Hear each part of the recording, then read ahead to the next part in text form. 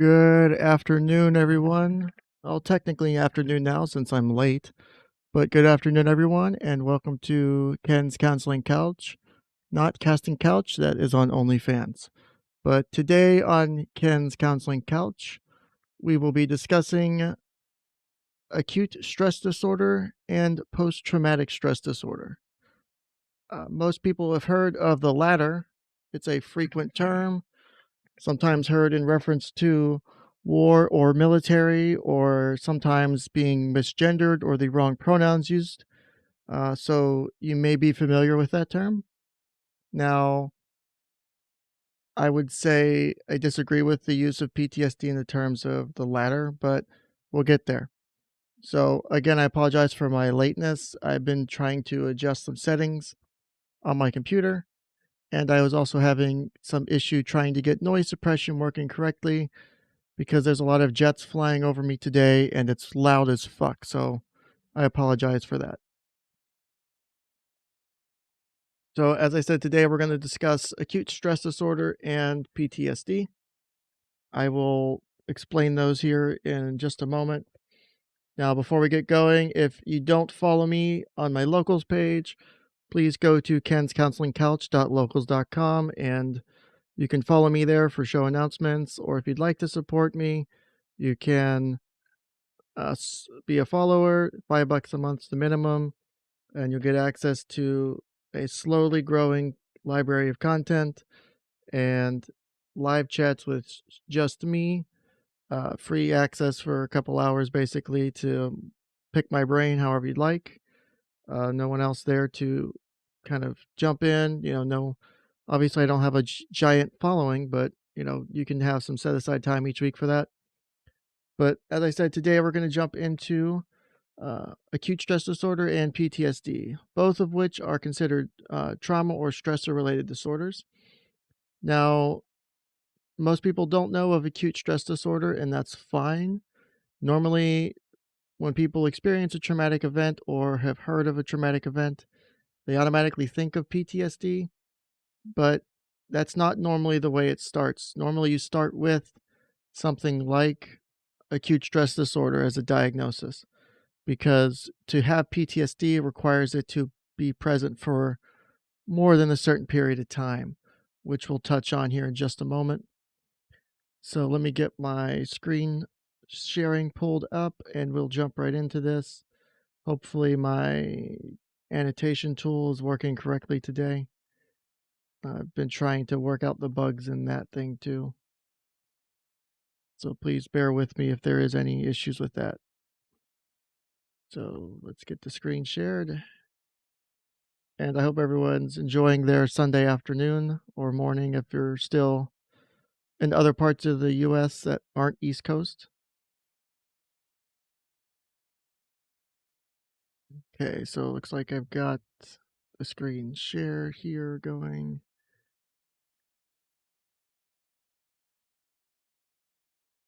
Perfect.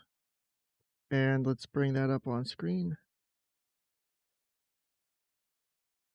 So, as I said, today we're going to talk about acute stress disorder. That's this lovely, lovely thing over here. And let's get oh, I just did something there I wasn't supposed to. So let's get the ball rolling on this thing.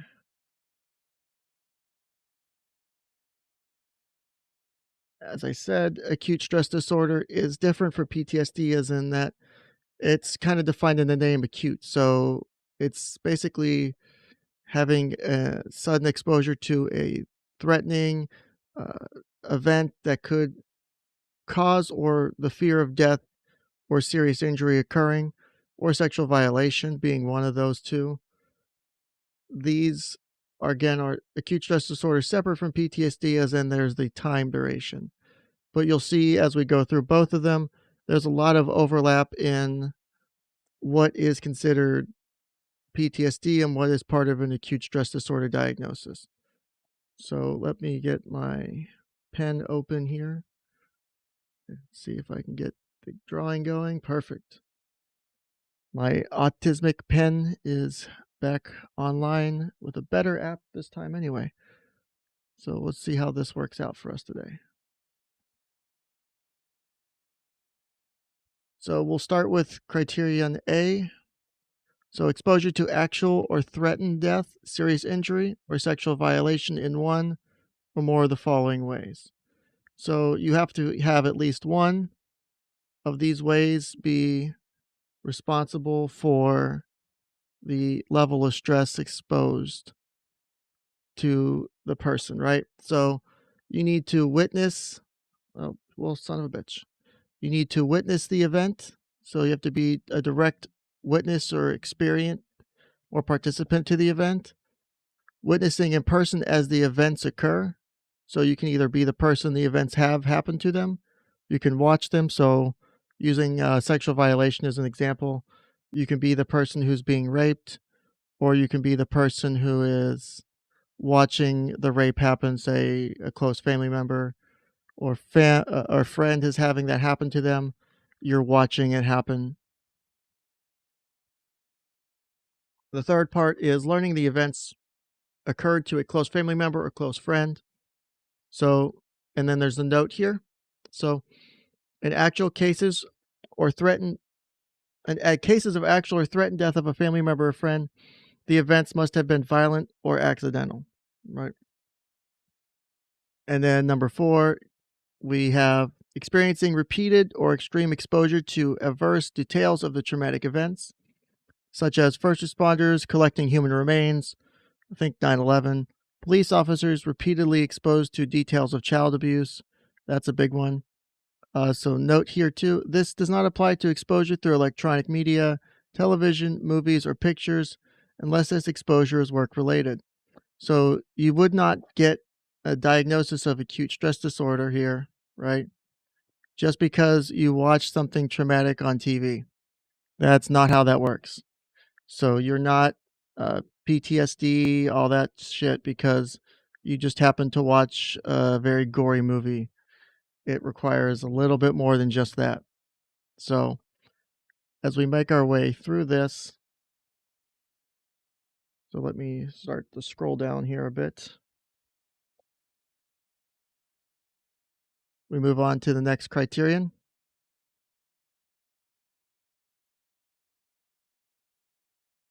So real quick, we have a question in chat by Amaranthus. Is this more likely in children or adults, or is there no difference in occurrence?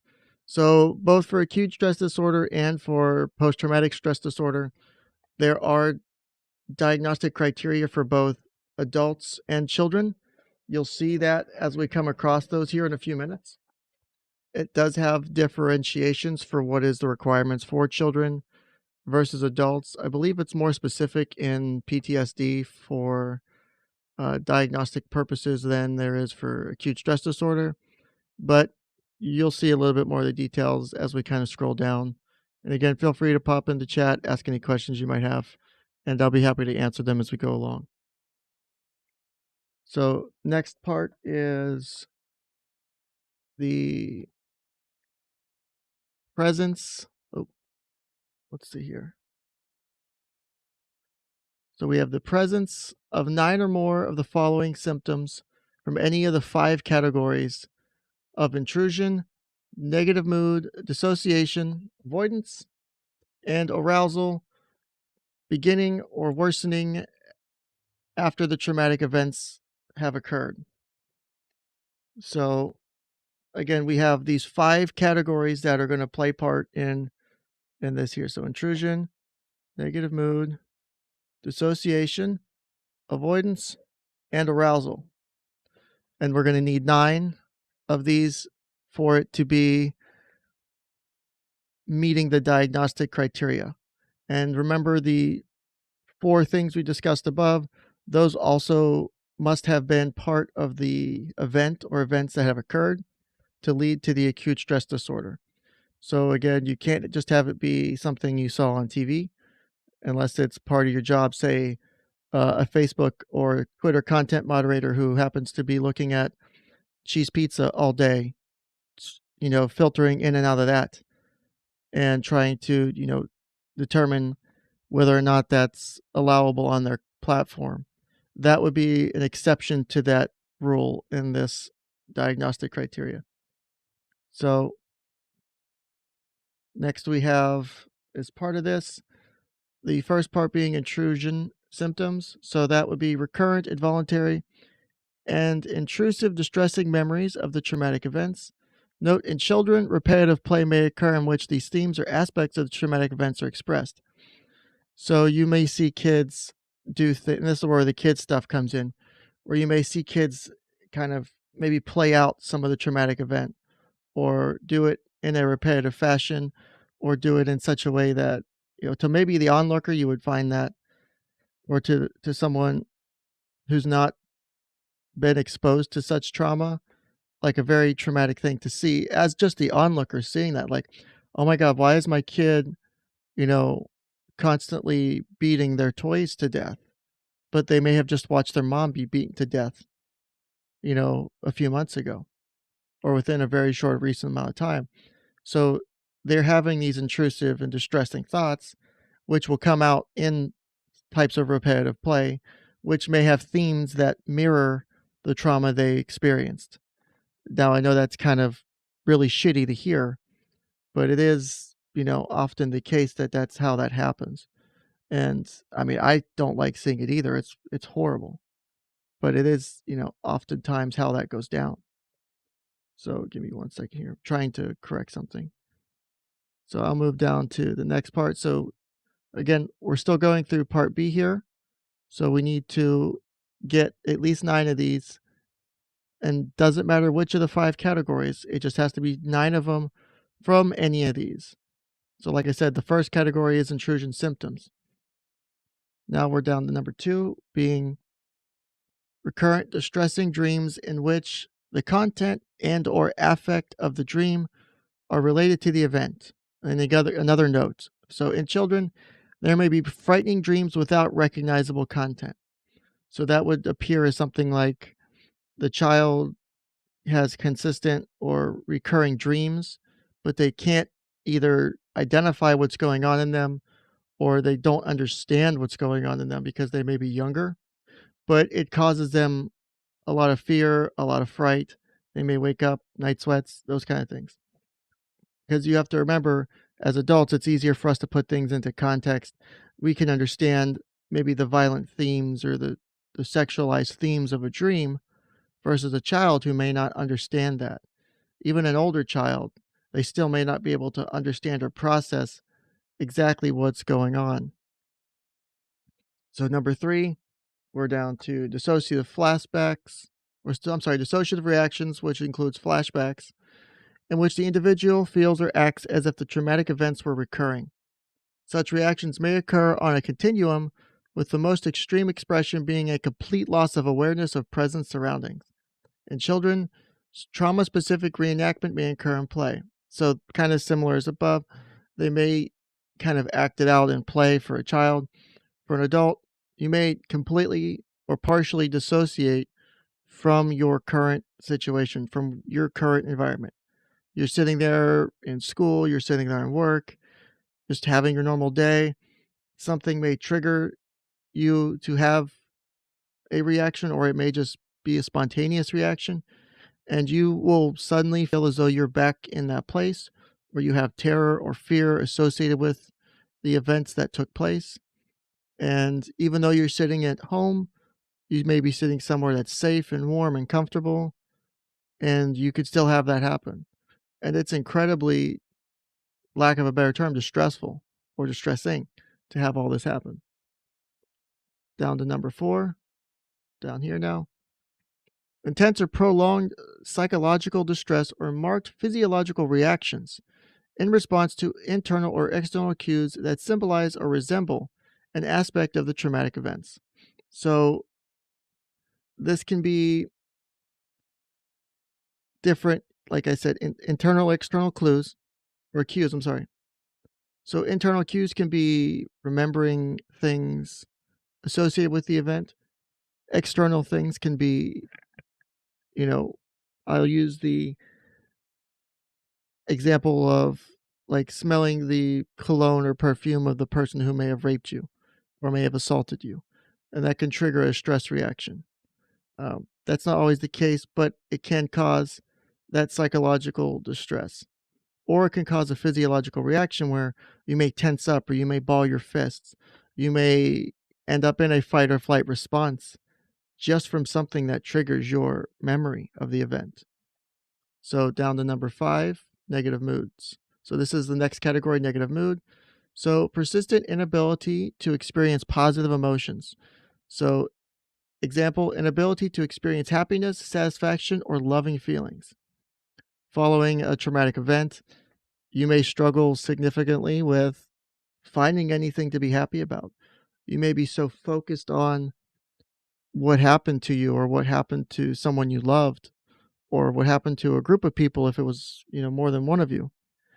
And you can't get the trauma out of your mind. And anytime you try to feel love or happiness, it just doesn't come.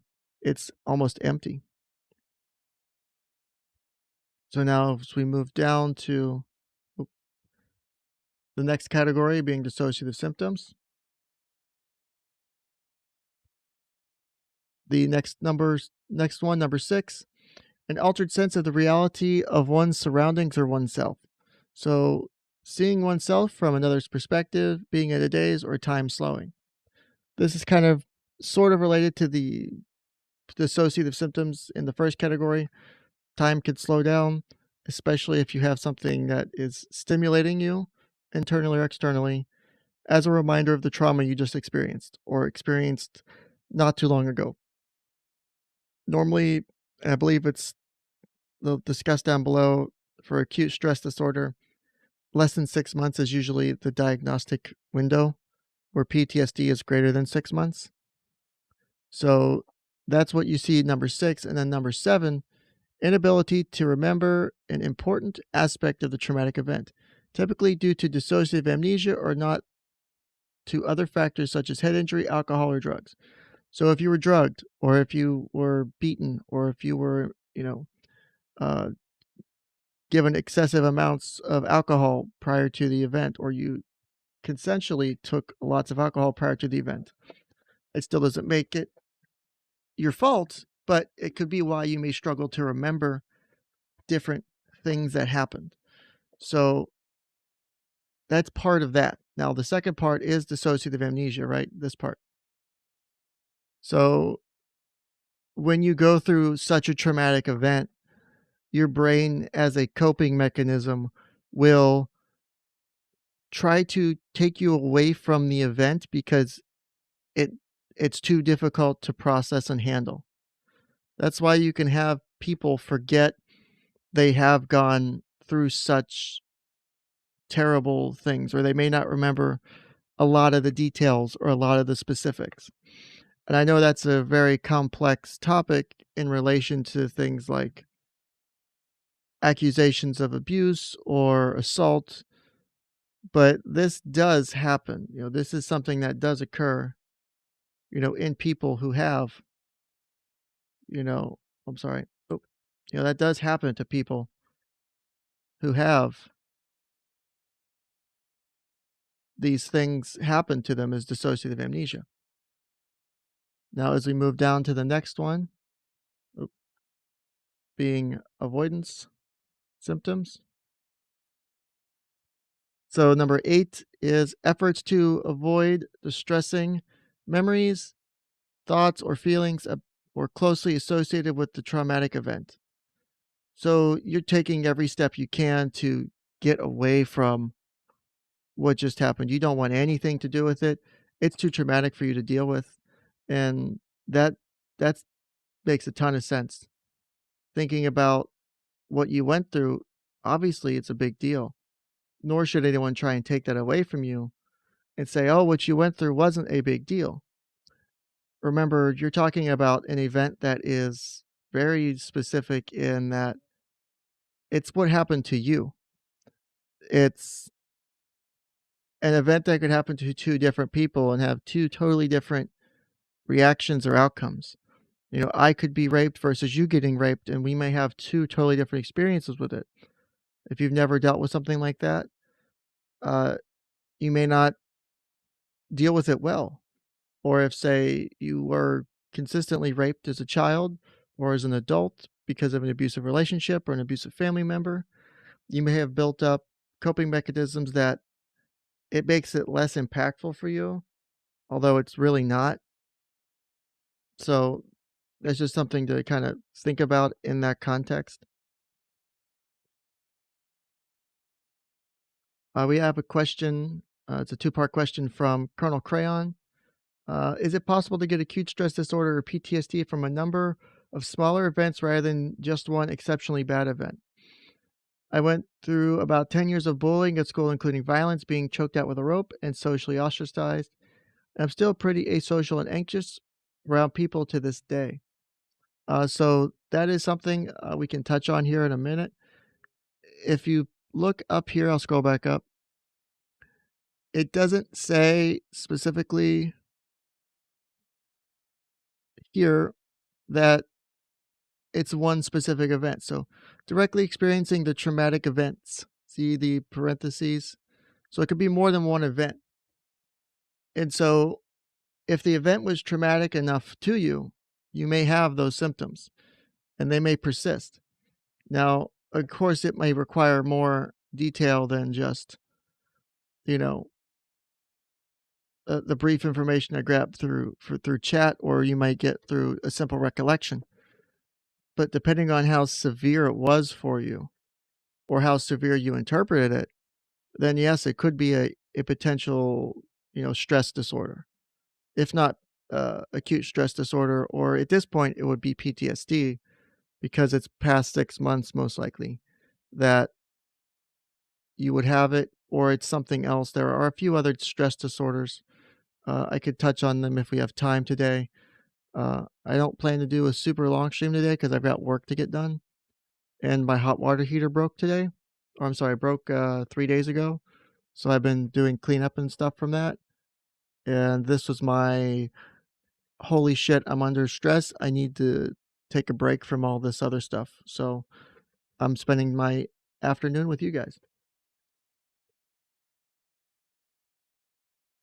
So I think, did I? Okay, so we were on avoidance symptoms. Now, with avoidance symptoms, let's see here.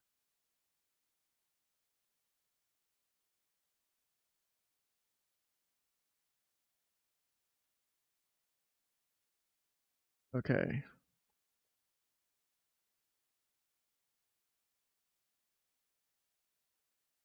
All right. So we go back to avoidance symptoms here. We are on number 9. Ah, damn it. Number 9. There we go. Efforts to avoid external reminders such as people, places, or conversations, activities, objects, and situations that arouse distressing memories, thoughts, or feelings about or closely associated with the traumatic events. So that's those external reminders. So things that you see, things that you hear, think about your five senses. Anything that could trigger a sense reaction or was triggered from your senses during the stressing event will end up, taking a part in these different things here, right? You may have distressing memories associated with certain people, certain places, different types of related conversations, activities. So if playing kickball on the playground, going back to say a bullying example, was whenever the bullies would come in and fuck with you and kick your ass and try to beat you to a pulp, then someone suggesting the idea of kickball as like a family fun sport event may cause a significant reaction out of you. And again, that's not your fault. That is, the fault of the person who, you know, or persons that, you know, inflicted harm on you earlier in your life. So, don't take on excessive blame or excessive levels of guilt because you may have these feelings associated with the different events that occur, right? It's okay to to have these feelings, but don't allow the goal of this is to not allow them over time to have the control. Because a lot of the times, a lot of things that I do with counseling comes down to communication and control, whether a lack of control or too much control. These kind of events, being sexually abused, being physically abused, watching someone die, being almost killed or injured severely yourself, those all end up usually having something to do with things outside of your control. And you will fear that loss of control really badly. And that can be a part of it, is you wished you had a way to take control over what just happened. You wish there was a way to truly change what had happened. But unfortunately, we can't rewind time. That's an unfortunate thing of the way the world works. The goal is to figure out how we deal with these things moving forward. Now, the next part of our 5 categories, the last of the 5 categories, is arousal symptoms, right? So, this arousal symptoms is next. Give me 1 second here while I adjust some of my markers here on my screen. I have a much more enhanced drawing program that the autism of the last stream made me only want to do better in that regard. I have to go full autist for you guys, otherwise I'm not doing my job right. So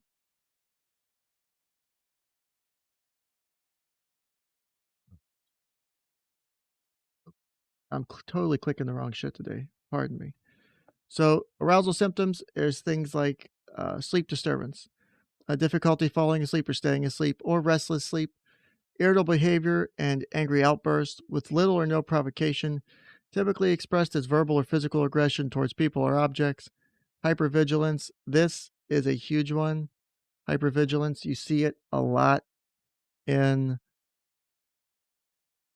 people who have been, say, victims of assault or domestic assault or abuse. Or think about someone who went through a war or some sort of trauma or a shooting, uh, or were part of like a shooting event. They hear a car backfire, they freak out.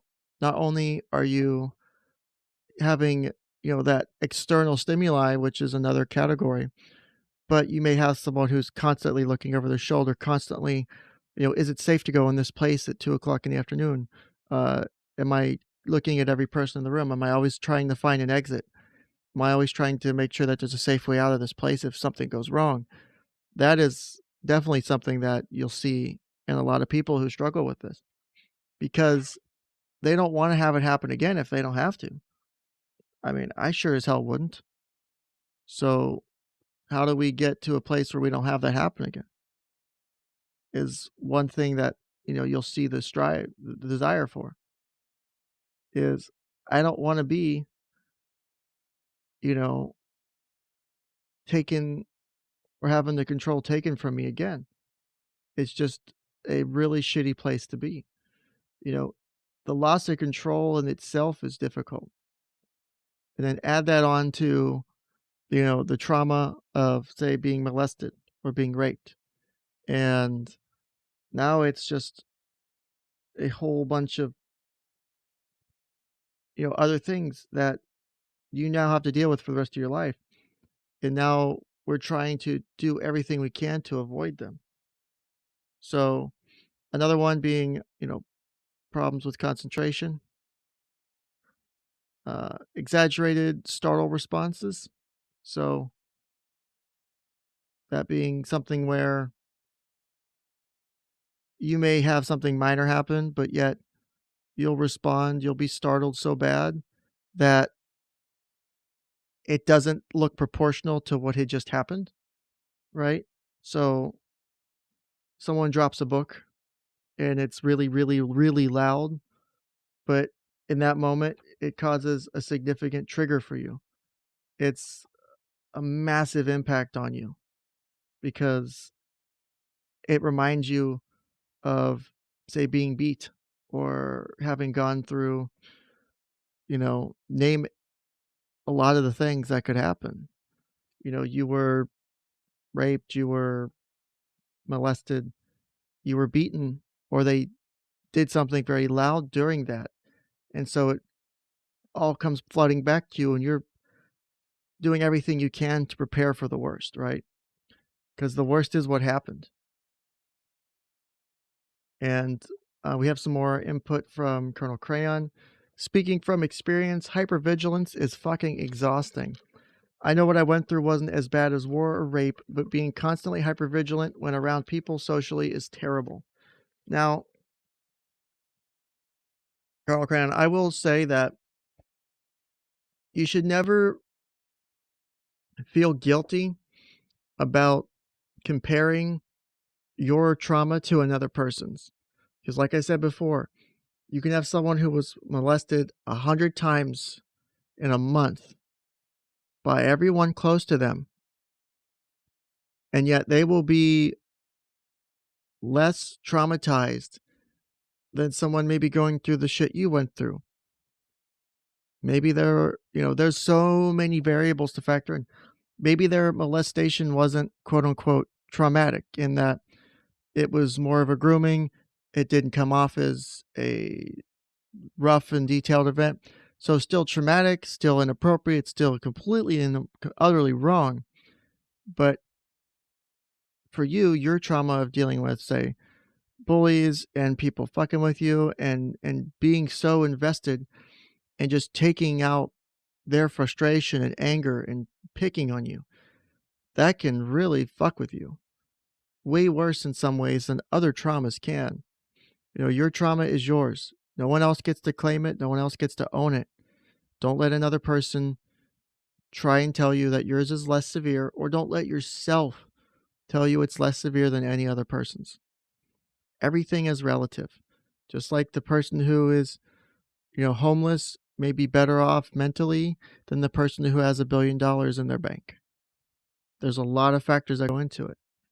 I can argue that all day. I have that example with my clients all the time because there's many different things that go into these things. So this is where we kind of get down to that time criteria. So down here we have the diagnostic criteria of duration of the disturbances. So need to increase the size of this. So duration of the disturbance, symptoms from criterion B is 3 days to 1 month after trauma exposure, right? So, like I said, usually less than 6 months, but it's more than 3 days. So it's because you can remember 3 days, you could have a very traumatic event happen. You're still processing it. You may have a lot of these things.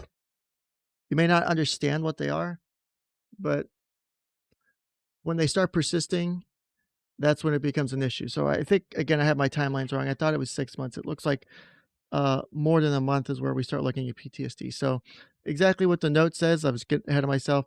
Symptoms will typically begin immediately after the trauma, but persist for at least 3 days and up to a month uh, for meeting the disorder criteria. And then our lovely thing that we see in almost everything, disturbance causes clinically significant distress or impairment in social, occupational, or other important areas of functioning. That's a common one. You'll see that everywhere in any of these DSM criterion. And the disturbance is not attributable to the physiological effects of a substance, such as medication or alcohol, another medical condition, such as a traumatic brain injury, and is not better explained by brief psychotic disorder. So, this is where a differential diagnosis being done as part of what you're being diagnosed for is I go through this and I'm like, okay, I think you may have acute distress disorder. I get down here. I've been like, okay, you may have, say, 11 or 12 of the, let's say 11 of the 14 symptoms. So we'll say 11 out of 14. You meet the rest of the criteria. But I get down here and I see, okay, I can rule that it's not medication induced, it's not alcohol induced, it's not another medical condition, Or I come across this, oh, it's not a brief psychotic disorder. So the best thing I could do is like I check the criteria for this, make sure it's not that, because if it is that, then I need to rule that out because it doesn't help you if I give you the incorrect diagnosis. So I need to make sure that I'm giving you the information you do need. Otherwise, I'm not benefiting you. That doesn't help you. So if we get into the diagnostic features, again, lasting 3 days to a month, this is where if you read the DSM or if you decide to check out any of them, this is where you can get into a lot of the details. So, uh, explaining what would be, going into the first criterion, like what would be a significant event. For children, sexually traumatic events may include inappropriate sexual experiences without violence or injury. So that's why I was saying earlier, you could have an event where someone maybe was groomed, that the sexual interactions with the child was no physical violence or trauma or even any injury occurred. That doesn't mean it wasn't traumatic, nor was it not a sexually traumatic event. So I'm going to skip through a lot of this, but each of these and the paragraphs, it will go through in every one of those criterion, explain more in depth the things that are needed for those criteria. And if that person is, meeting those things. And then again, associated features, so things you'll see that go along with it, how common it is, how it will likely develop in the course of its development, different risks that go along with it, culture related diagnostic issues. So some cultures may call things differently, they may have a different uh, descriptor of it. Some culture groups may be opposed to having such a diagnosis put on them because it may look bad. It may look weak. You may have someone who is diagnosed with acute stress disorder or PTSD, and it's no different than depression sometimes in a lot of different cultures, where having that makes you look weak and makes you look inappropriate in the eyes of the elders or in the eyes of the seniors or in the eyes of the people. You're not holding your place in what's expected of you as a person in that culture. Now, I disagree with the fact that you should let that succumb to your decision making and choose not to seek treatment because of that. There are ways to work around that, but it is something that does occur. And again, the differential diagnosis. So this is factoring in other things. So before I make my diagnosis of an acute stress disorder, I need to make sure it's not just an adjustment disorder. And again, the differential section explains things in a different way. So what it does versus just explaining what it could also be, it gives you details as to why this person's diagnosis is not likely to be, say, acute stress disorder and maybe more of an adjustment disorder because they're, say, for example, the patterns of acute distress in response to a stressor that does not meet criterion A for exposure to an actual threatened death, serious injury, or sexual violence. So, for example, spouse leaving, being fired, that would not be an acute stress disorder. That would be an adjustment disorder. So that's what that would be. Uh, Now, there are other things that can also fit in here, but if you remember the acute stress disorder and PTSD, you're talking about things that are life threatening or very serious injury will occur, not just things of significant stress. So your spouse leaving you is not likely to be a acute stress disorder unless they tried to kill you in the process or were raping you in the process of leaving you or something like that. Obviously, kind of out there, but still possible, right? We also have panic disorder, which is another thing that it could be. We have dissociative disorders, Again, here's the differential for post-traumatic stress disorder. So acute stress disorder is distinguished from PTSD because the symptom pattern in acute stress disorder must occur within 1 month of the traumatic event and resolve within that 1 month period. So this right here is how you tell the big difference between, ah, damn it. That is a big way to tell the difference between acute stress disorder and PTSD. As you experience these symptoms starting from the initial onset to at least after 3 days up through the month, but they resolve within that month. You witness someone die, you have these feelings, yet you somehow they become less severe over the period of the time. So it's no longer as big a deal to you and you resolve it and it's not a long-term issue for you. So that's where we'll see when we get into PTSD here in a second why there's a difference. And then you have these other things that it could be as well. Obsessive compulsive, a psychotic disorder, TBI. Like as you saw before, we needed to rule these things out. And then we're the next one underneath of this is adjustment disorders because we're in the stressor and trauma related disorders section, which is this part right here. Right here is the stressor and trauma related disorders section. Now, we went to acute stress disorder, which is right here. Now we're going to go up to post-traumatic stress disorder up here, and we're going to see what happens next as we go through the criterion. So I may go through this a little bit faster because we may have touched on some of this stuff before, but again, a lot of this is still important in the diagnosis of the issue. So trying to just get a nice size of this on the screens without taking anything important off the screen. All right, so we are at post-traumatic stress disorder for our next item. And as someone asked earlier about the difference in diagnosing PTSD versus acute stress disorder and how it also applies to children versus adults, I mentioned PTSD did specify some different things regarding children than it did for adults. And that's what we see here at the beginning is the following criteria. Oh, give me 1 second.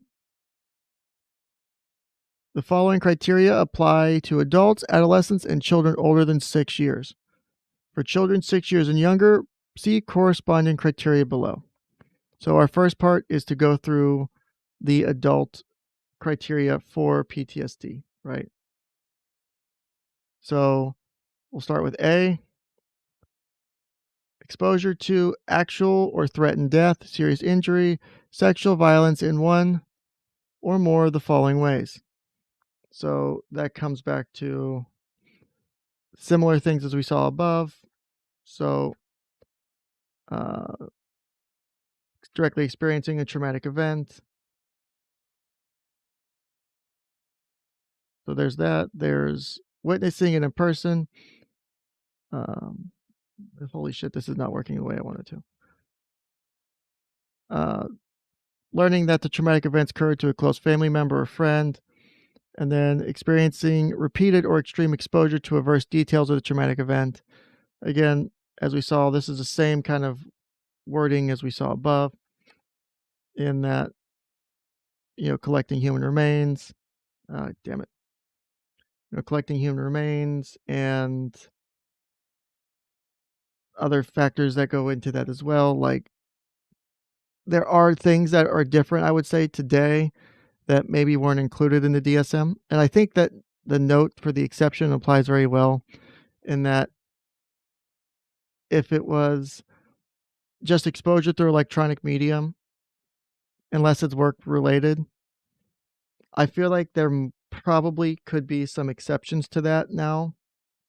In that, what if it's not necessarily work related, but you get significant enough exposure to it through uh, TV or movies or electronic medium. Say someone does show you repeated videos unnecessarily. No, maybe it's not something you chose to do, but were forced into. Can you still consider that PTSD or an acute stress? I think that's a good question. I would probably diagnose it as PTSD if someone was forcing you to watch over and over, like kids getting raped or adults getting raped or people getting murdered or blown up. Or I feel like that would be qualification for like PTSD. Obviously, it's pretty shitty. I would never hope for that to happen to anyone, but it could theoretically happen. So as we move down the list here, presence. So criterion B now. Presence of one or more of the following intrusion symptoms associated with the traumatic events, beginning after the traumatic event has occurred. So recurrent, involuntary, and intrusive distressing memories of the event. Note, in children older than 6, repetitive play may occur. So same things before. Recurrent distressing dreams in which the content or affect of the dream are related. And again, in children, it's a little bit different. So these are very much mirroring the same symptoms we saw for acute stress disorder above. Now, there is also the persistent avoidance of stimuli, efforts to avoid the thoughts or feelings of it, avoiding the external reminders. And again, this is for children 6 and up or above 6, right? So negative alterations in cognitions of mood, inability to remember the important aspects of the event. Then we'll see down here, this is where they kind of get some more details that go into this, right? So we're on the negative alterations of mood and cognition. Persistent and exaggerated negative beliefs or expectations about oneself, others, or the world. Examples of being, I am bad, no one can be trusted, the world is completely dangerous, my whole nervous system is permanently ruined. That's a bit more in depth than from above, if I'm remembering correctly. Persistent, distorted cognitions about the cause or consequence of the traumatic events that led to the individual to blame him or herself or others. So you blame yourself for what happened.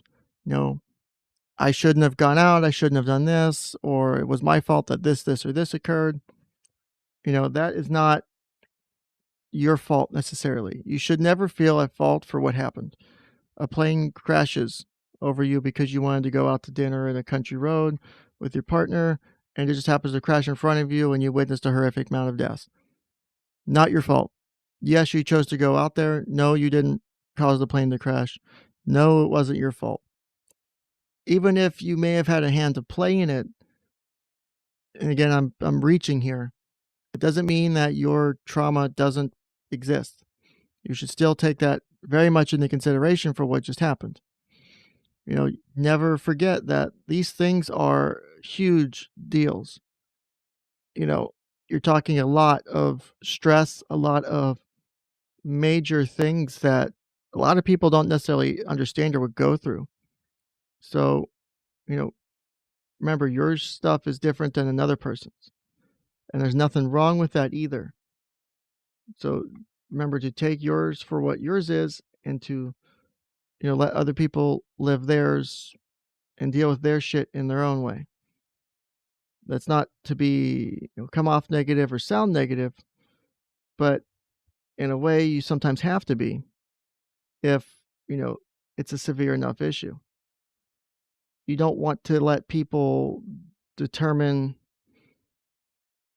what you get to decide is traumatic to you or not. No one has that power but you. No one else should have that power but you, because it's your trauma. So we continue to move down this list of the different things that are, relating to the diagnosis. We have, persistent negative emotional state, such as fear, horror, anger, guilt, or shame. Marked diminished interest or participation in significant activities. So you don't want to do anything besides the bare minimum, or sometimes even less than that. Feelings of detachment or estrangement from others. Persistent inability to experience positive emotions. So as before, inability to experience happiness, satisfaction, or loving feelings. And then criterion E, marked alterations in arousal and reactivity associated with the traumatic events, beginning or worsening after the traumatic events occurred, as evidenced by 2 or more of the following: irritable behavior and angry outbursts, reckless or self-destructive behavior, hypervigilance, exaggerated startle response, problems with concentration, and sleep disturbances. Again, these are all the same things we saw above in acute stress disorder. So the duration for the disturbances is greater than a month. It causes clinically significant distress or impairment in at least one of these areas of functioning, most likely, and it's not attributable to the effects of a substance or other medical condition. Again, those are the kind of cookie cutter ones that are in there, and they're there for a reason. I know it's annoying seeing them all the time. I hate because I know that they're there and to expect them at this point, but it's what the purpose of them being there does. It's a reminder to say, hey, I need to remember to check that they weren't on a medication or that they don't have another health condition that may be responsible for their symptoms. And then, so what you see here is different with an acute stress disorder is the specifier. So specify whether it's with dissociative symptoms. So where we get to add on and say it's not just PTSD, it's PTSD with dissociative symptoms. So the individual person's symptoms meet the criteria for post-traumatic stress disorder. And in addition, in response to the stressor, the individual experiences persistent or recurrent symptoms of either of the following. So it doesn't have to be both, it has to be one or the other.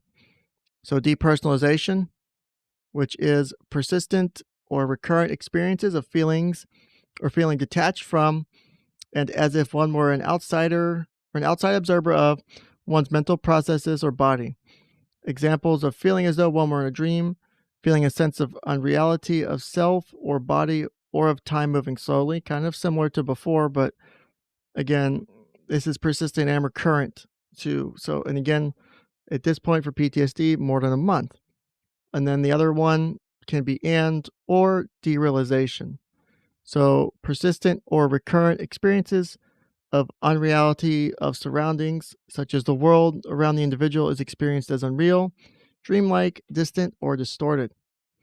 Also a notation, to use this subtype, the dissociative symptoms must not be attributable to the physiological effects of a substance, such as blackouts, behavior during alcohol intoxication, or another medical condition, such as complex partial seizures, which can cause things that, mirror that. And then you can also specify with delayed expression, which basically means that if the criteria were not met until at least 6 months after the event, then you may specify that. Again, although the onset and expression of some of the symptoms may be immediate, they don't meet the full diagnostic criteria until at least 6 months afterwards.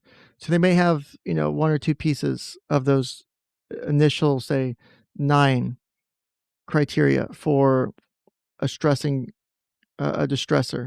or for a traumatic event.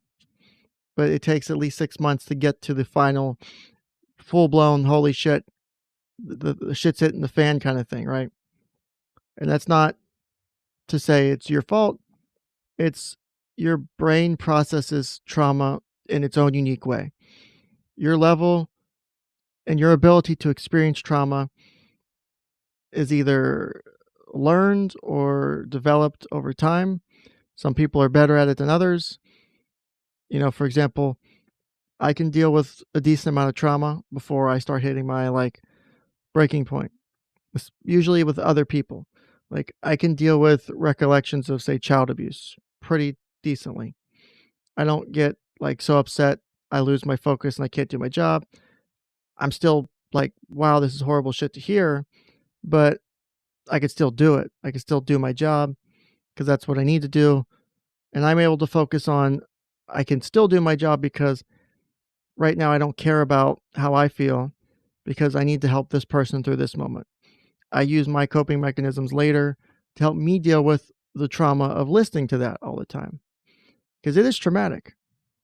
I probably have PTSD associated with some things that happened from when I was in the fire department. I still very vividly remember a car accident that happened when I was still a junior firefighter, and it was horrible to watch as a father was running and screaming, trying to fight past several of our fellow firefighters to get to his 12-year-old son who was in the car dying and ended up dying on the way to the hospital because there was a two-vehicle accident. There was 9 people involved, and it was very horrible, and it was sad. I'm watching this guy who could probably, if he wanted to, have, like, seriously fucked up, our I think it was our captain and our assistant chief at the time. He just wanted to do nothing but get by them and get over to the car, get to his son, because his son had been thrown from the back seat to the front seat. His one leg or one foot had been wedged up under the dash. He had a lot of multiple traumas from the vehicle accident, and that was one of the worst parts of it was watching that. That dude's voice still sticks in my mind. And one of the things, and it's going to sound weird when I say this too. One of the worst parts about that too was so much necessarily the watching it happen, because I've been able to get in the moment and work on the calls and stuff like that, and deal with that stress and that trauma as it's happening. But the worst part for me was listening to that call being dispatched, I think, because it came in as a 2-car accident with 9 victims, 5 of them being pediatrics, so 5 of them being kids. And so the whole way to that call, like, the worst fucking things are playing in my mind. And even though now I know what happened and it was not the worst possible things that could have happened, every time I've heard a call go out since then that has a child involved in the car accident, even now as a civilian, no longer involved in the fire department, when I go hang out with my buddies at the fire department or I listen to the scanners, anytime I hear something like that, man, my heart starts racing. And I don't control that. It just happens. And it sucks because it's really shitty to hear, really shitty to experience it over and over and over again. You know, it's also difficult to hear that because, you know, me and my wife, or my wife and I, we have experienced multiple miscarriages trying to have children. And, we've wanted kids forever. We haven't been able to have them. And it's been difficult to hear. And then the thought of potentially going to someone's call or vehicle accident and them losing one of their children in front of me, that's never been easy to watch either, or to experience, because that's their kid just disappearing off the face of the earth. Whether it was their fault or not, it's a horrible thing to witness. No one should ever have to witness that. And no parent should ever bury their child. That's a horrible thing to have to deal with. So, like, sorry for my digression, but, you know, that's for me, like, kind of my experiences with sort of, maybe not, I don't know if I call it full PTSD, but I'd say there's some post traumatic symptoms there. I have a physiological response to just an audible dispatch to a car accident or a fire or something that involves kids. My body responds. I don't want it to respond. It does. Kind of like Colonel Cran was saying, is dealing with the hypervigilance. You know, they struggle with that severely. They don't want to deal with that. It is something they deal with because of the events they went through. It's learning to it's learning to recognize what's going on, because that's a huge part of it. If you don't know what's going on, you can't take the steps to start fixing it, to start working to feeling better. So now we get to the criteria for trying to diagnose PTSD in children 6 and younger, because it does come with a little bit of different requirements. So if we get to, let's see here.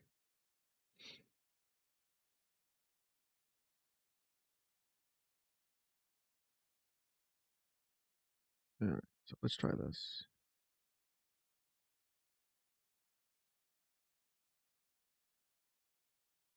Pardon me one second, just trying to fix something.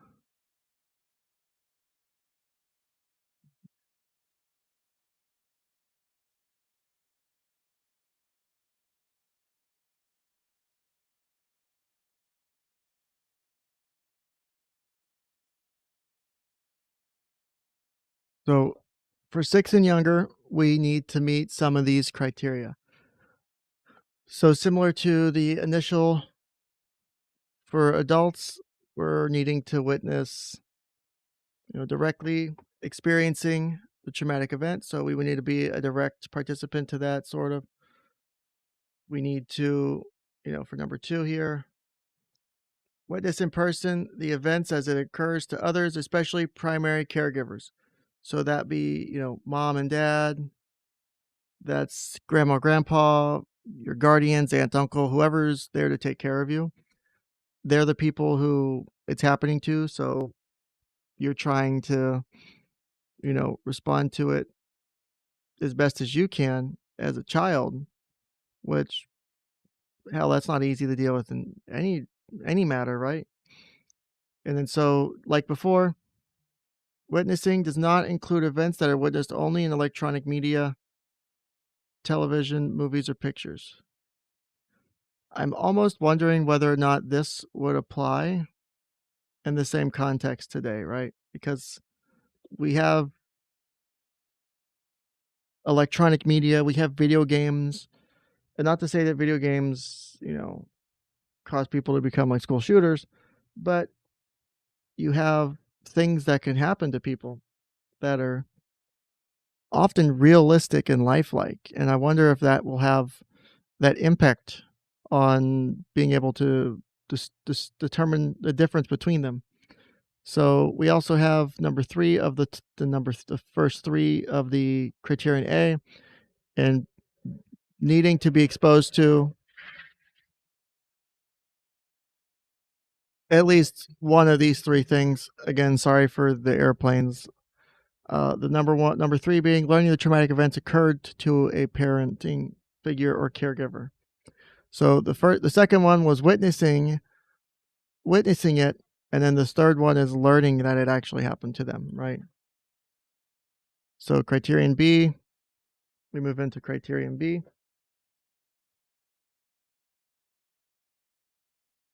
So presence of one or more of the following intrusive symptoms with the traumatic events beginning after the traumatic events occurred. Yes, airplanes are cool, the Seb, but they've been doing this for several days. I think that's like either training or an air show or something. I don't know. I don't leave my house that much. Plus, I've been dealing with, my 40-gallon hot water heater, deciding to flood my house and cleaning up that, which has been a fucking nightmare. So, our first symptoms to look at under B1, and then remember we need to have at least one or more of these intrusive symptoms. So, recurrent, involuntary, and intrusive distressing memories of the traumatic events. Spontaneous and intrusive memories may not necessarily appear distressing and may be expressed as play. Remember, we're talking for kids 6 and under for this point. Number 2, recurrent distressing dreams in which the content and or affect of the dream are related to the traumatic events. And again, it may not be possible to ascertain that frightening content is related to the traumatic event. So,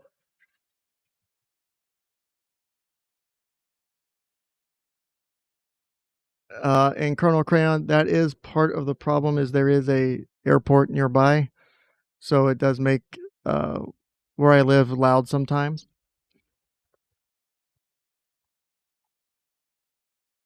Number 3, associative reactions such as flashbacks, in which a child feels or acts as if the traumatic events were recurring. Such reactions may occur on a continuum, with the most extreme expressions being a complete loss of awareness of present surroundings.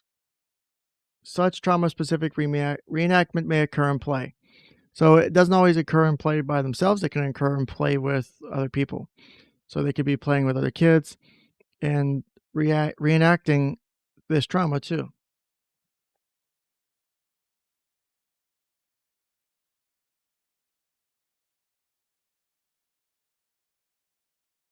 Okay, so we now move on to, let's see, number 4. Sorry, pardon me. All right, so number 4, intense or prolonged physiological distress at exposure to internal or external cues that symbolize or resemble an aspect of the traumatic events. 5, marked physiological reactions to reminders of the traumatic events. Again, we're dealing with 6 and under here. Criterion C, one or more of the following symptoms representing either persistent avoidance of stimuli associated with the traumatic events or negative alterations in cognitions and mood associated with the traumatic events must be present beginning after the events or worsening after the events. So we need at least one of these or more for it to meet the criteria. And similar, we have similar categories as before. Persistent avoidance of stimuli. So one is avoidance of or efforts to avoid activities, places, or physical reminders that arouse recollections of the traumatic events. Avoidance of or efforts to avoid people, conversations, or interpersonal situations that arouse recollections of the traumatic events. So next category being negative alterations in cognitions. 3, substantially increased frequency of negative emotional states, so fear, guilt, sadness, shame, confusion. 4, markedly diminished interest or participation in significant activities, including constrictions, play. And then, still in this category, 5, socially withdrawn behavior, and 6, persistent reduction in expression of positive emotions. So you see some of the similar criteria as before, but they're kind of somewhat more generalized because you're also dealing with children 6 and under. And so you can have children who struggle with vocal skills, social skills, so they don't know how to speak the words that relate to what they're feeling, which can be very difficult for a child.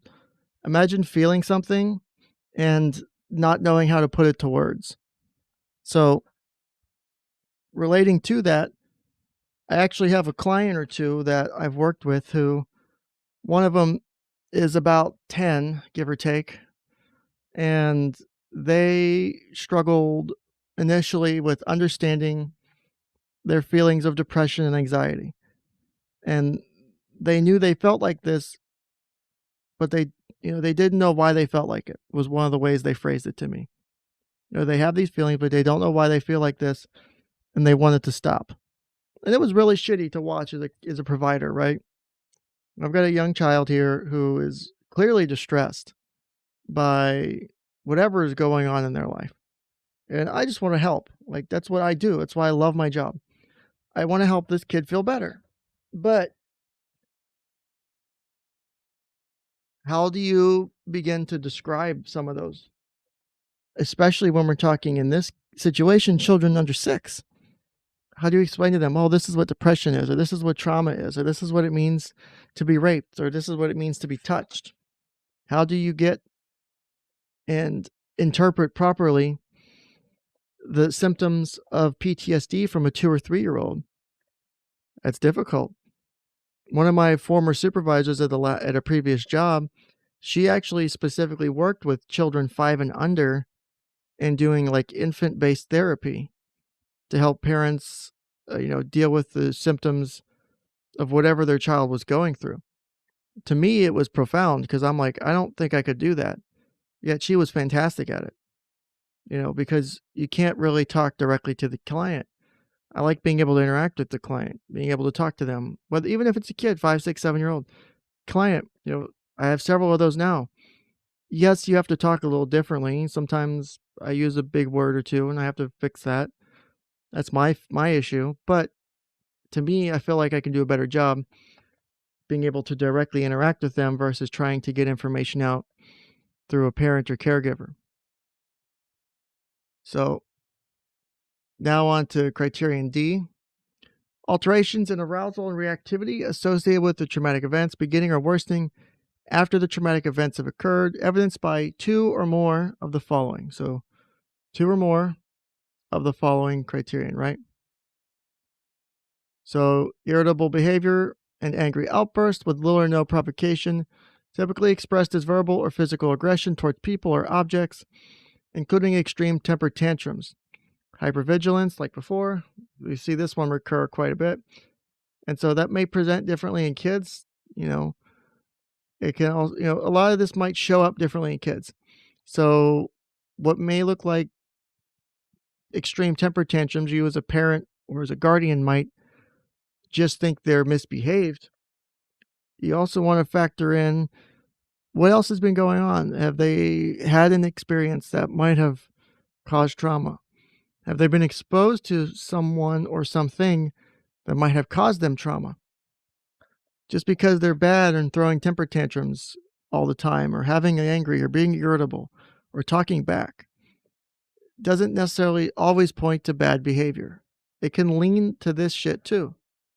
Also, the inverse of it, just because your child has some symptoms of,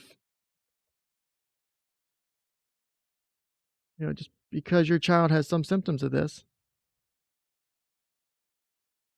that doesn't mean that you should think that they have been abused or have undergone some trauma. It's kind of a difficult thing to balance out sometimes. You don't want to lean too much in one way and not the other. So, and then we get down to criterion E, the duration of the disturbance is more than 1 month. F, the disturbance causes clinically significant distress or impairment in relationships with parents, siblings, peers, or other caregivers, or with school behavior. The disturbance is not attributable to the physiological effects of a substance, such as medication or alcohol, or another medical condition. Yes, this is in the diagnostic criteria for a 6-year-old or under. Because yes, it can happen. As horrible as that sounds, it can happen. But we have to rule it out. And then same as before, we can specify whether there's dissociative symptoms, those being just depersonalization and derealization. And then also the same, making sure it's not related to medical condition or something else. And then also delayed expression is also a possible specifier with a minor or with a child under 6. And again, we have the same, details that go into the requirements for the diagnosis and the different factors that can be part of it. And then here we have suicide risk. Traumatic events such as childhood abuse increase a person's suicide risk. PTSD is associated with suicidal ideation and suicide attempts, and presence of the disorder may indicate which individuals with ideation eventually make a suicide plan or actually attempt suicide. So that's actually a big one to think about. I could have a half a dozen patients be presenting with suicidal ideation. They all may, to some degree, experience that and may want to do that. But it may be the person who has PTSD, who has gone through like childhood abuse. They may be more likely to fulfill their suicidal ideation or attempts because think about all the things we just went through. Those are all very traumatic things to be dealing with. Some people may not want to live with that. That may be too much to live with for the rest of their lives, or they may not think they can ever get better. And again, as before, the differential diagnosis is always important. So make sure we rule out it's not something else like an adjustment disorder, other post-traumatic disorders or conditions, and it's not acute distress disorder, again, based on the timeline, 3 days to 1 month. Anxiety disorders or no obsessive compulsive disorder, making sure it's not major depressive.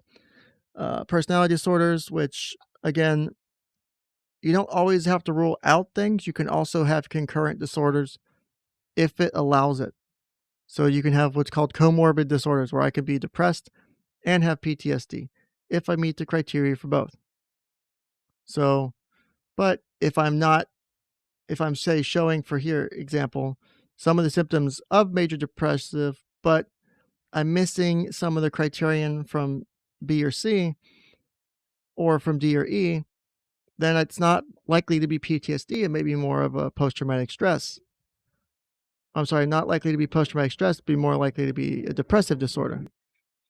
So we have a lot of other things that can happen here.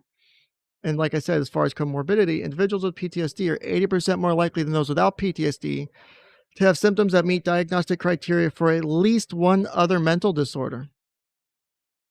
Right? That's a huge number. 80% more likely. 80%. That's a lot. So 4 out of 5 people who have PTSD, 4 out of 5 are going to have some other mental disorder. So depressive disorder, bipolar, anxiety, substance abuse disorder, anything. Very likely to occur. So we have also down here, you can have co-occurrence of PTSD and mild TBI. Almost 50% of veterans from Afghanistan and Iraq have the co-occurrence of PTSD and a TBI. That's a lot of people with that. And that's just adults. We're talking adults here. Now, I've got a handful of you guys here with me today. I'd like to, if I can find it, is go into, where'd it go here? A very difficult topic that not many people want to talk about.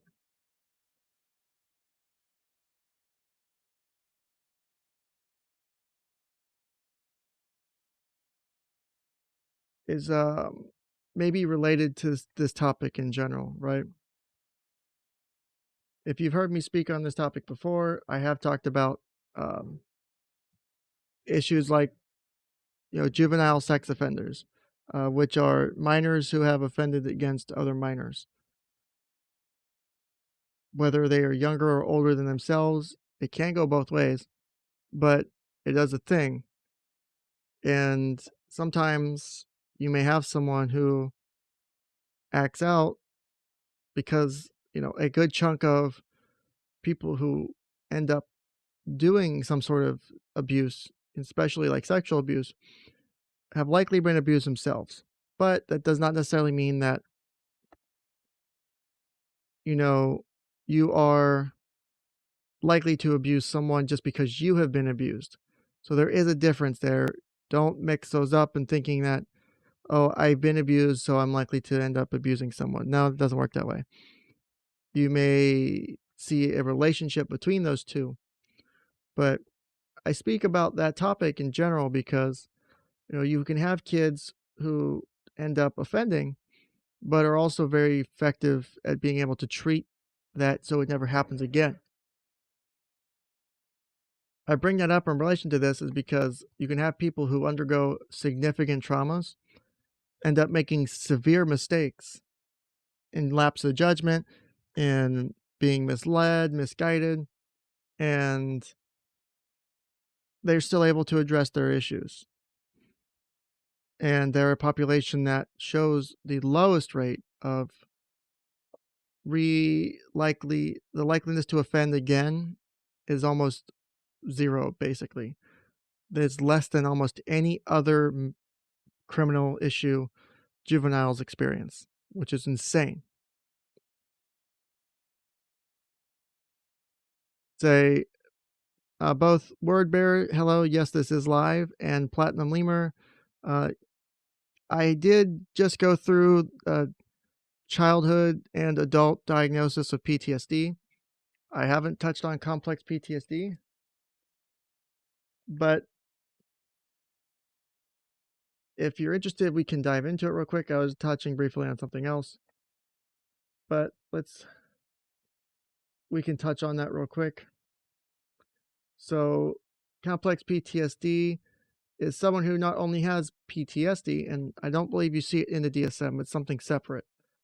Is complex PTSD is not only the symptoms of PTSD, but you can have difficulty controlling your emotions, issues with anger, distrust, uh, permanently feeling damaged or worthless, um, often have dissociative symptoms, right? Constant or regular thoughts of suicide. It's almost an enhanced level of PTSD, and it's yet to be codified in like the DSM. It's newer, but it's not sure. To my understanding, it's not sure if we should be rolling it into PTSD, if we should be calling it a separate thing, or how to handle it specifically because it is new. And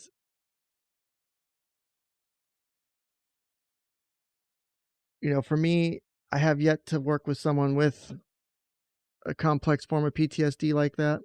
I have only seen some, basic PTSD, for lack of a better term. Um, but that is something that, does exist. It is out there. And it has to be factored into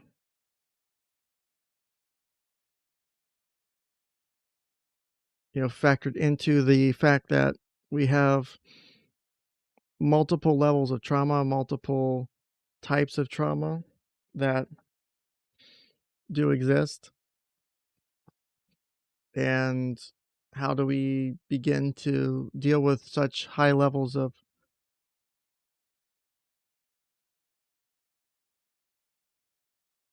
you know, because you can have someone with complex PTSD that might, for me as a provider, I'm not as, say, read up on complex PTSD, which if I've got someone presenting with a severe form of PTSD, if I recognize that out the gate, I'm not an expert on PTSD. I know a little bit more in the realms of like child abuse, like sexual abuse or sexual offending. Like I know a lot about that field. I'm no expert, but if I see someone with PTSD that's that severe, I think it would be better for them to see an expert in that because I'm not an expert in that. If they're showing signs of complex PTSD, I'm not an expert in that. I don't want them to be getting, less effective treatment. I recognize my weaknesses and my strengths in what I do, and that is not something that I am an expert at. I can do some PTSD, but if it's a severe case of PTSD, I'm probably not the person that's best to treat you. And I recognize that can sound kind of harsh, if I'm your provider and I'm saying, well, you're really shitty. And what it can kind of come off like, well, you're so fucked up that I can't treat you. Well, no, it's not so much that. It's you have dealt with stuff that goes beyond what most people who deal with trauma deal with. So, how do you begin to get them the right help if I'm not the person with that background? It's sometimes, again, hard to admit that, oh, I'm not the right person for this, or I'm not the answer. Platinum lemur, it's a newer thing in the fact that as far as like, the DSM its current iteration was around 2013. They've been working on updates or forms of updates to it. They haven't been officially released yet. I don't know if anything is even slated yet for release, but I'm pretty sure it's newer enough that we still haven't been able to determine the difference in should it be rolled in as like a specifier to PTSD? Should we roll it in as a completely different diagnosis? But, it is a thing. We are recognizing the seriousness of it, but again, it is something that needs to be addressed carefully. Anytime you bring up something with severity like that, it has to be addressed carefully. Because if you get the wrong, criteria for treatment or for diagnosis, you can either miss people or you can overdiagnose it. Again, that's why you see a lot of notes in like this diagnostic criteria for diagnosing PTSD, because we don't want just people who have watched, horrible war movies to be diagnosed with PTSD. But if someone's watching people get murdered and killed all day at work on video screens, that doesn't mean they can't get PTSD diagnosis. Word Bearer, I saw that you had the comment of you had wife's family member go through something like that. If you are open to discussing it more, I'd be interested to hear that. Those are always cases I'm interested to hear because it's such a unique topic. I was doing some more digging on that not too long ago on juvenile sex offending, and we didn't really recognize the idea of it being a thing until the early 80s, and that's when we started tracking it as like a official thing. And it wasn't, and that was only for kids 12 and up. We didn't really start tracking data on kids under 12 sexually offending until the mid to late 80s, early 90s. So,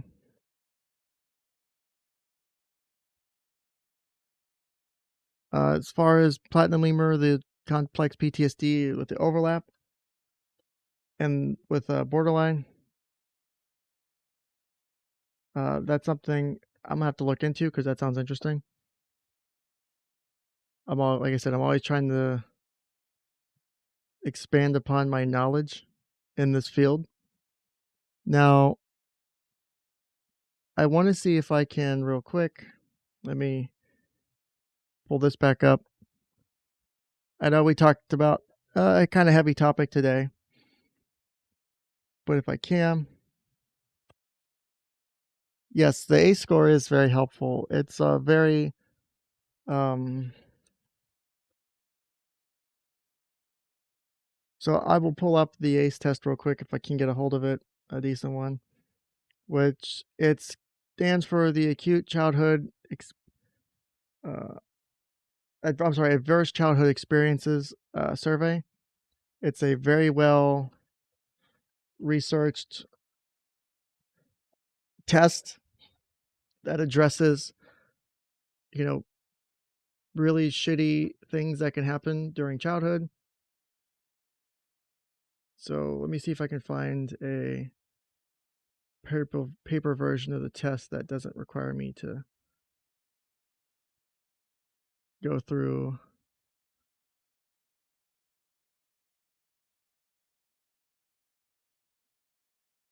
Okay, I think this will work.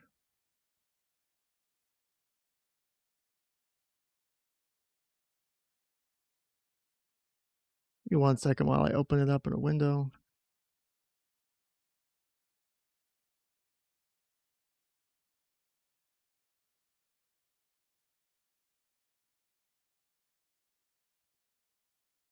Okay.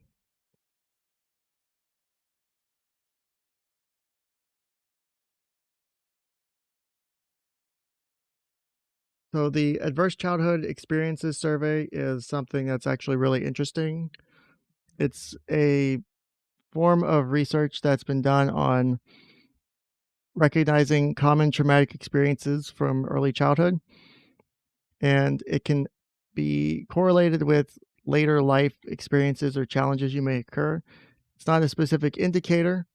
It doesn't mean that you're likely to have many major issues later, but there's a significant correlation with a high number of these scores on the test to, long-term issues potentially. So again, that doesn't, like I said, doesn't mean, you're more likely to have an issue. But what I am going to do is see if I can get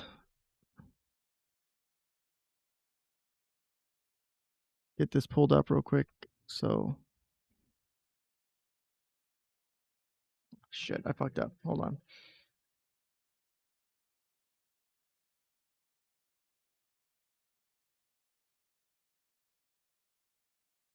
So let me pull this up real quick. I think I've got it. So let me share.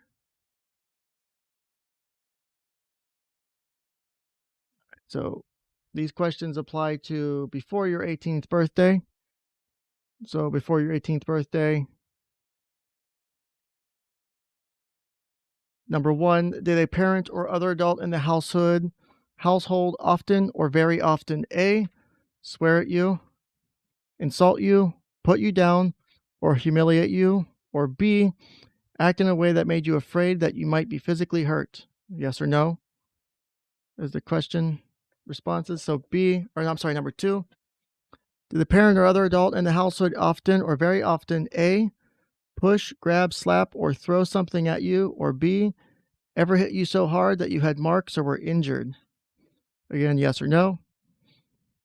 3. Did an adult or person at least 5 years older than you ever A, touch or fondle you or have you touch their body in a sexual way, or B, attempt or actually have oral, anal, or vaginal intercourse with you?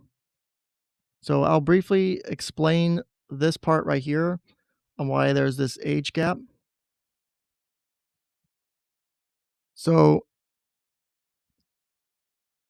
this here in saying that a person at least 5 years older than you having touched you in that way is pretty much there is an expected level of behavior in children who are within the same peer group, usually around, give or take plus or minus a few years, to engage in sex play as children. So that's things like playing doctor, you show me yours, I'll show you mine. There's a natural curiosity of sexuality and sexual behavior that will progress as they get older. Children as young as an infant will recognize the ability to self-stimulate, to, they recognize that it feels good, so they'll touch themselves. You'll also see, I think the last time I saw the number on it was girls as young as 5 can manually themselves achieve orgasm. Boys too, around the same age, can seek out orgasm and achieve it on their own. Them doing it doesn't necessarily mean that they have been molested or that they have been abused. It comes into when it's, in the context of appropriate behavior for their age and age expectations. So that 5 years older mark means someone outside of their peer group. So a 5-year-old playing, that with a 10-year-old is a little bit different than, say, a 5-year-old and a 7-year-old doing that.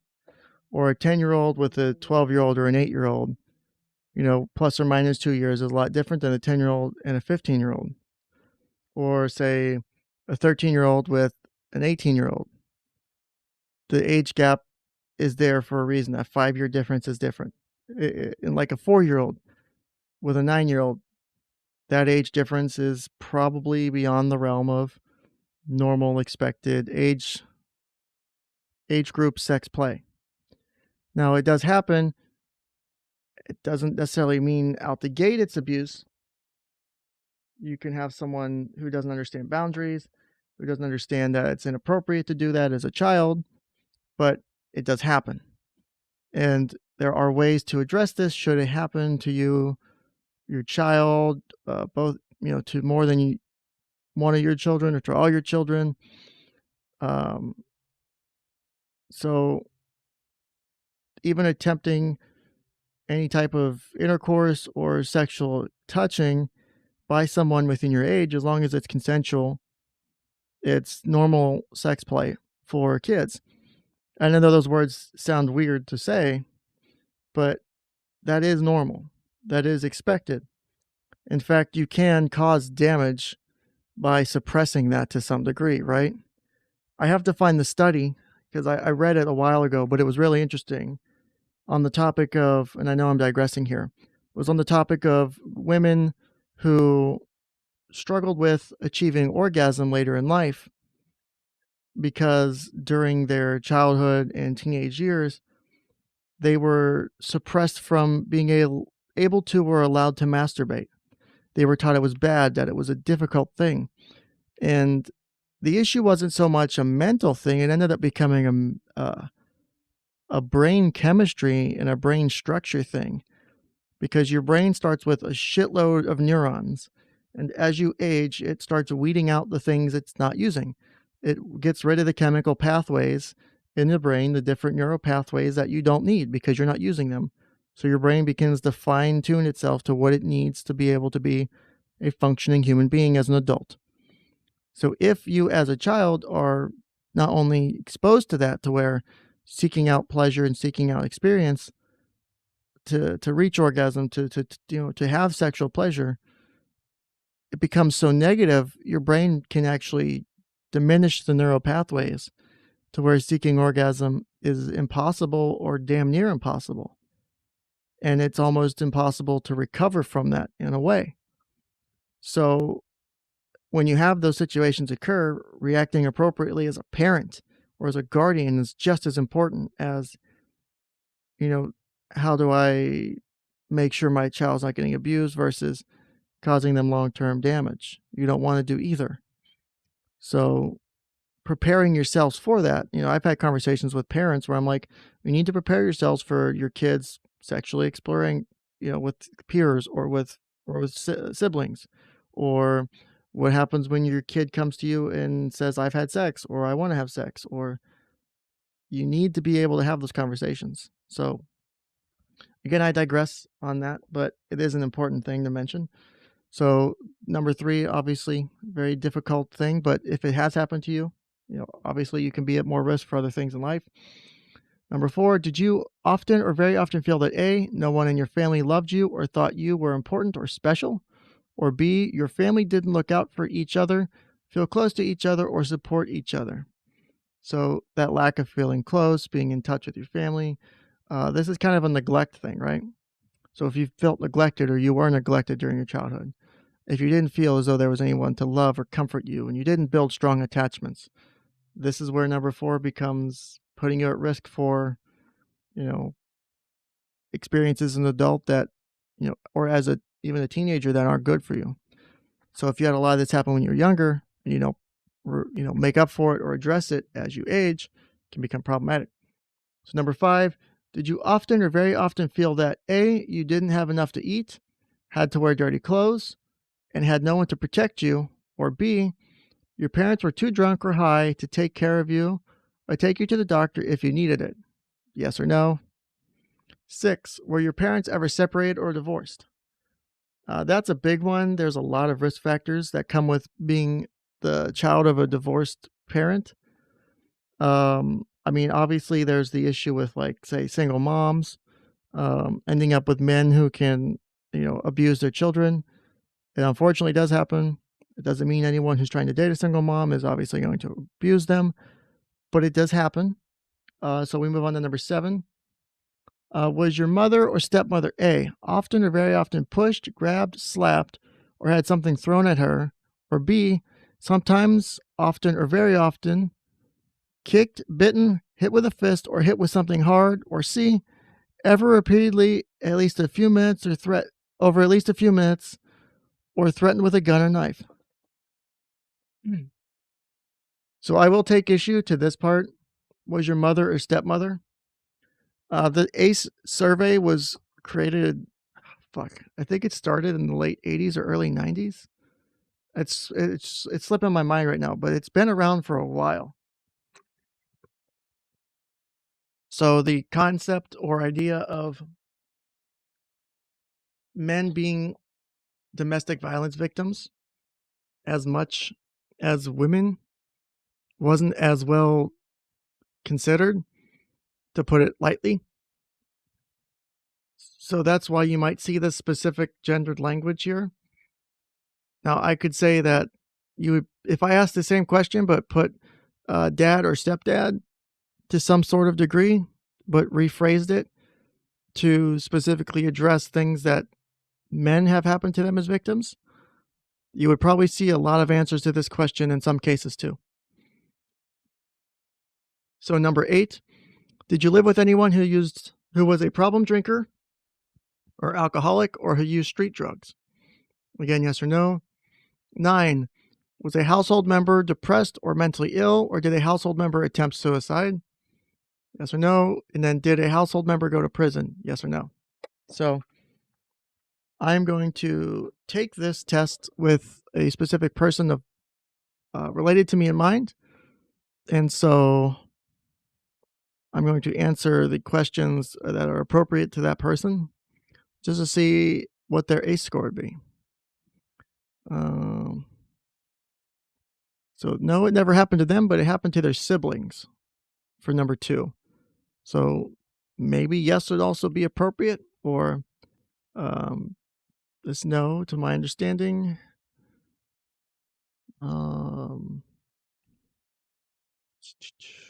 yes, yes, mm, yes, yes, yes, and I think it's technically a yes, but I might be wrong. So it's likely a 7 out of 10 or 8 out of 10. So what does your score mean, right? The study is based on 10 types of childhood trauma measured by the ACE study. 5 are personal, so physical abuse, verbal abuse, sexual abuse, physical neglect, and emotional neglect. 5 are related to other family members: a parent who's an alcoholic, a mother who's a victim of domestic violence, a family member in jail, a family member diagnosed with a mental illness, and the disappearance of a parent through divorce, death, or abandonment. You get 1 point for each type of trauma. The higher your ACE score, the higher your risk of health and social problems. As your ACE score increases, so does the risk of disease, social, and emotional problems. With an ACE score of 4 or more, things start getting serious. The likelihood of chronic pulmonary lung disease increases 390%, hepatitis 240%, depression 460%, and suicide 1,220%.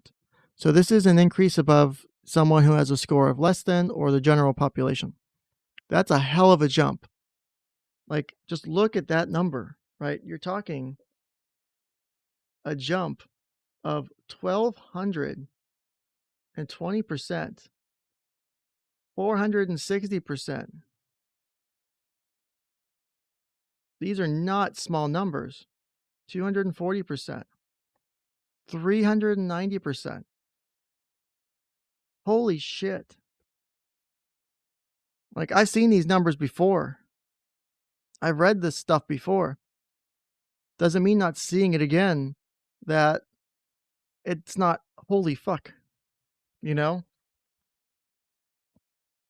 So as we read on, the most important thing to remember is that the ACE score is meant as a guideline. So just because you have a high score doesn't mean that you're going to be, this awful person or this person who goes through all this shit. It's just an indicator. If you experience other types of toxic stress over months or years, then those would likely increase your risk of health consequences. Fortunately, our brains and lives are somewhat plastic, which means our mental and physical health can improve.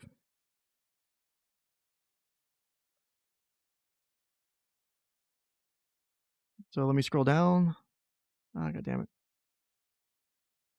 The appropriate integration of resilience factors born out of ACE concepts such as asking for help, developing trusting relationships, forming a positive attitude, listening to feelings can help improve their lives, right? Why do you think I harp on mental health so much in these discussions in my videos, right? Mental health, and here's the resources if you're curious, if you want to read up on the original studies and on enhancements to the studies. One thing to consider too that a lot of people also forget is that children are very, very resilient beings. Children are very good at that topic, at being able to be resilient against some of the more awful things that can happen in life. They can go through these horrible situations and it's not as difficult or traumatic for them. These numbers are scary. So let me get back here real quick. Um, so Word Bearer decided to contribute some information from their story. So they said the basic stories that I pieced together was the eldest brother was abused by abused the second youngest sister, but no longer shows any abusive behavior. The generally accepted belief seems to be that he was also being abused by one of his aunts or grandfather, who started a sex cult with his daughter, the aunt. The resolution was that the oldest brother was kicked out of the house and the aunt and grandfather were distanced from the rest of the family. So, on that topic, for one, thank you, word bearer, for sharing. That's a very difficult thing to share, and sometimes people are very close about that shit, especially when it involves sexual abuse, especially when it's your family members perpetrating the abuse or being victims of the abuse as well, especially both. That this here, where the oldest brother was kicked out of the house, I would think one of the first things I would think of is, was that necessarily the best way to, you know, deal with the situation? Was there ways to improve the situation without requiring one of the children to be removed from the household? There are ways to do implementation of safety measures while people live in the same household. It's difficult, yes, but it is doable. You know, I don't know the age difference or how old the oldest brother was versus the, second youngest sister, but if you can avoid, because what happens in the long term for that second, that perpetrator, the child perpetrator, right? So the older brother or the oldest brother. So he's the perpetrator in this situation. Not okay to do that. Just making sure I clear that. So it's not okay to do that, but could we have dealt with that situation better? Instead of kicking him out of the house, could he have undergone therapy, and could his other siblings undergone therapy and worked on reducing that issue and minimizing any severity of the consequences of that, right? Was there a way to minimize the abuse, a way to minimize potential future abuse? Because now, if you kick that person out of the house, especially if they're not above 18 yet, you kick them out of the house, how does that impact their ability to form relationships, to form bonds, to feel loved and comforted by their family? You obviously need to put in place measures for safety. No one's questioning that, I would think. But you can do that where you can maintain a household with safety in the situation, but without causing permanent damage, without causing, major long term issues. There are therapies that are effective at addressing perpetrators, at treating sexual interest in minors, or treating people who have sexually offended against minors. Because, and it's a stream I'm wanting to do at some point, is on the topic of childhood sexual abuse, which thank God I'm not monetized or likely ever to be. But, because that would probably kill any monetization. But the fact that you can have people who abuse children sexually who have no real sexual attraction or interest in children, and then you have the opposite of, you do have people who have sexual interest in children who do want to seek out help but aren't able to because the current system prevents them in many ways. So then they end up offending anyway because they couldn't get help. And then because the systems that are put in place prevent them from being able to improve and reintegrate into society, there's no loss or, from offending again. There's no benefits to them. They can only live in like 2 places in an entire county, which is like that where I'm at right now. There's like 2 places a person who's a sex offender can live in the county I live in, as far as places that will actually rent to them that aren't private landlords. And that's it. And you better hope that they have openings or you have no place to live. And that's just one county and one state in a country of 50 states out of what, almost 3,000 counties in this country, I think it is. What do you think it's like in a lot of other areas? And it's not like my county's small. It's a pretty decent sized county in a pretty big state. So, what's the long term effects for all those people who couldn't get help? Will they end up reoffending? Should they feel like they can reintegrate to society? We as a society have a problem with people reintegrating. who have offended, whether against an adult or a child. We have a justice system that pro- not only allows but encourages the unfair treatment of criminals who are in prison who have offended. So, in a place that's supposed to be rehabilitative, we have people who not only seek out and punish, quote unquote, punish these people, they are at risk for being raped, being molested themselves. And some people may call that, karma. But if our justice system is supposed to be rehabilitative, why is it rehabilitative for everyone but sex offenders? That's a good question. I don't know if I have the answer to that. We rehabilitate murders. We let them, go into communities, help teach lessons to kids once they get out, if they get out, be leaders and activists in the community, which of course I don't have a problem with. If you've turned your shit around, you're good. That's great. That's all I want to see from people who end up in those situations. Turn your shit around and get better.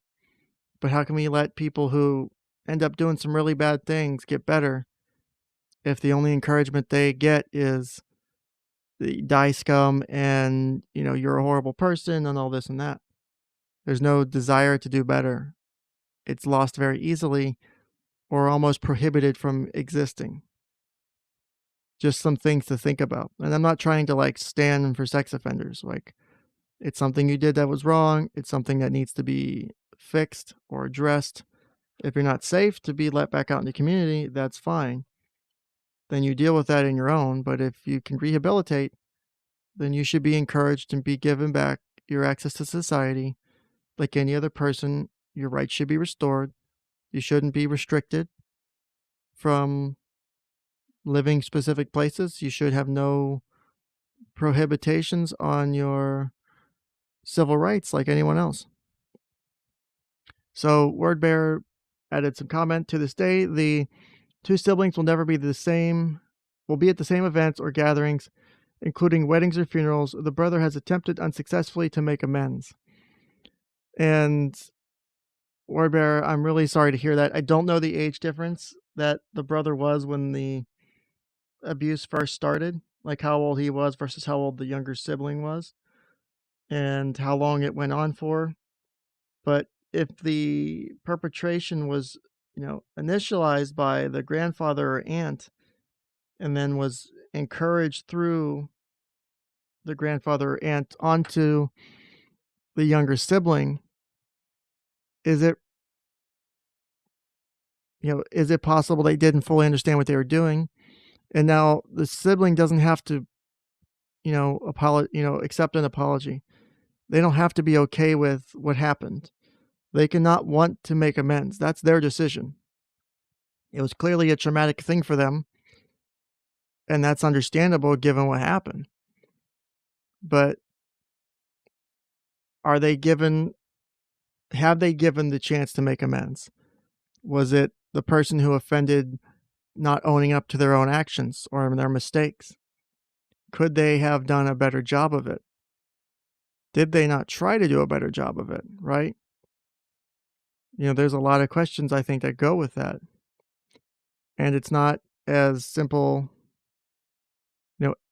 as it may sound in that way of, oh, well, it's just, we can let everything go and, we'll be friends again or we'll be brother and sister again. Well, no, something very serious happened in this family and we can't just not address it.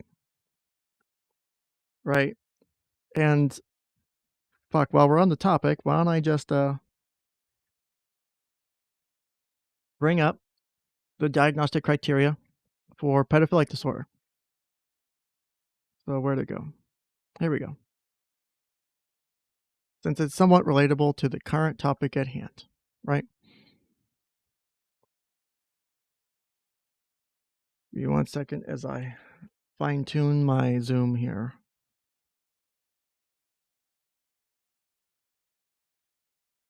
Beautiful. Okay, I think I got it here. Also, if anyone ever has any information or comments or things they want to contribute, feel free to put it in chat.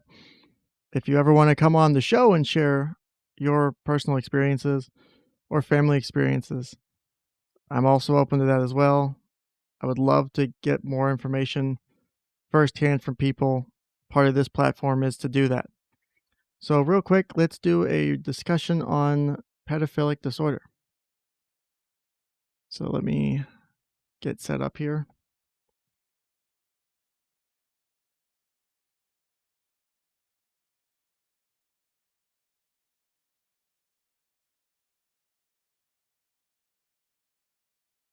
One second.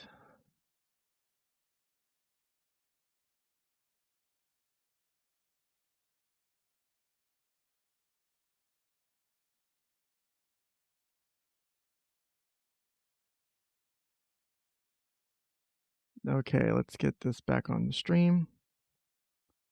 Yes, there is a Jeopardy background in the background that will show up whenever I'm not on the stream. I'm trying to get it as a main background. I haven't figured that part out yet. Real quick, Word Bear said, I'm not sure about those either. These topics are obviously difficult to proud of the family. They tend to come out piece by piece when my wife and I unknowingly hit a nerve. And, you know, and it's fine, Word Bear, to be 1 minute behind. I get that the stream is doing that naturally because I don't have it set to like be instant because I have like I think the DVR feature enabled so you can rewind if you feel like you want to go back to catch up on what we're talking about. I have that setting there, so I'm about 30 to 60 seconds behind in general with the rest of you guys.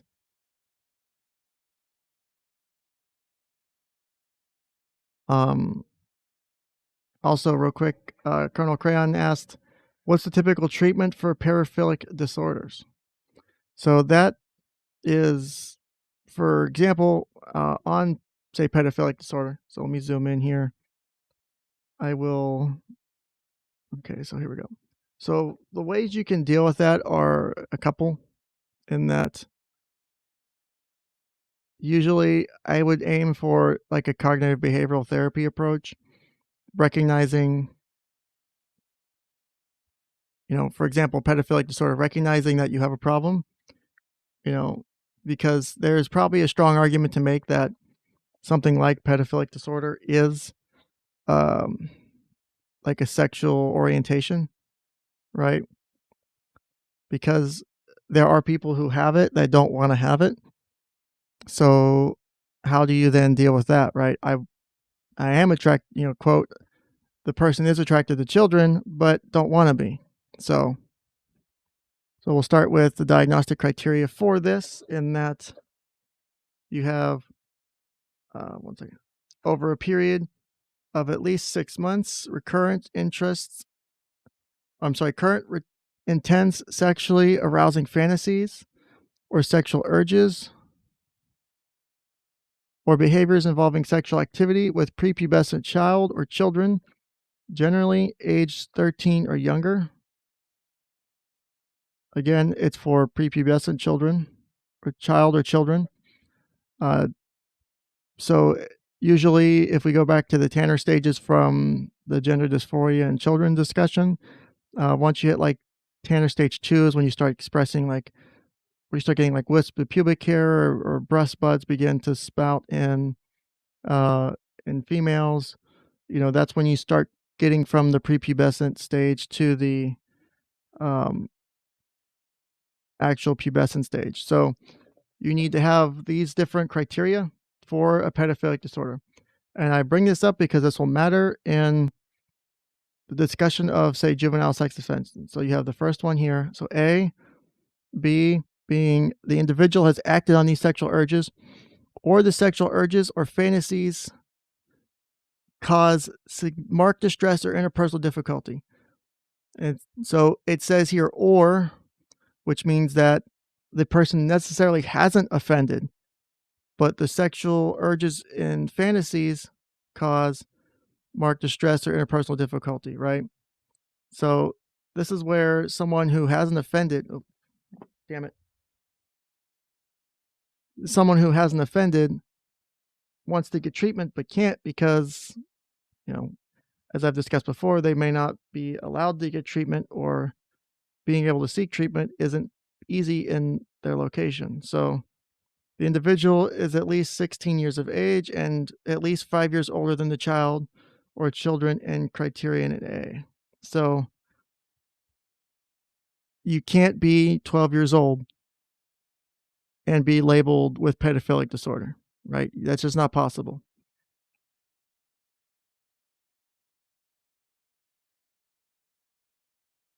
So, and then here it specifically says do not include an individual in late adolescence involved in an ongoing sexual relationship with a 12 to 13-year-old.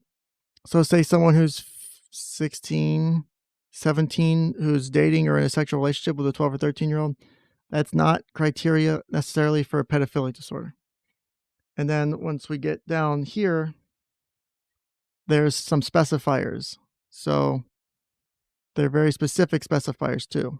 So, the first part is there's three different ones or three different sets. So, we have specify whether exclusive type, so attracted only to children, non-exclusive type, which, God damn it, which is can be attracted to both adults and children.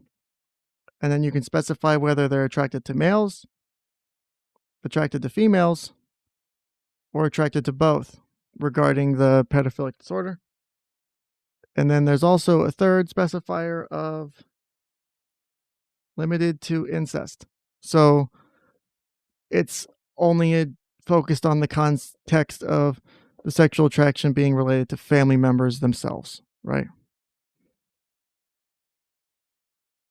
Yeah, Colonel Crayon, I know I almost said something that could get clipped. That's why I rephrased it, which I'm pretty sure at this point I'm getting clipped for a bunch of things anyway.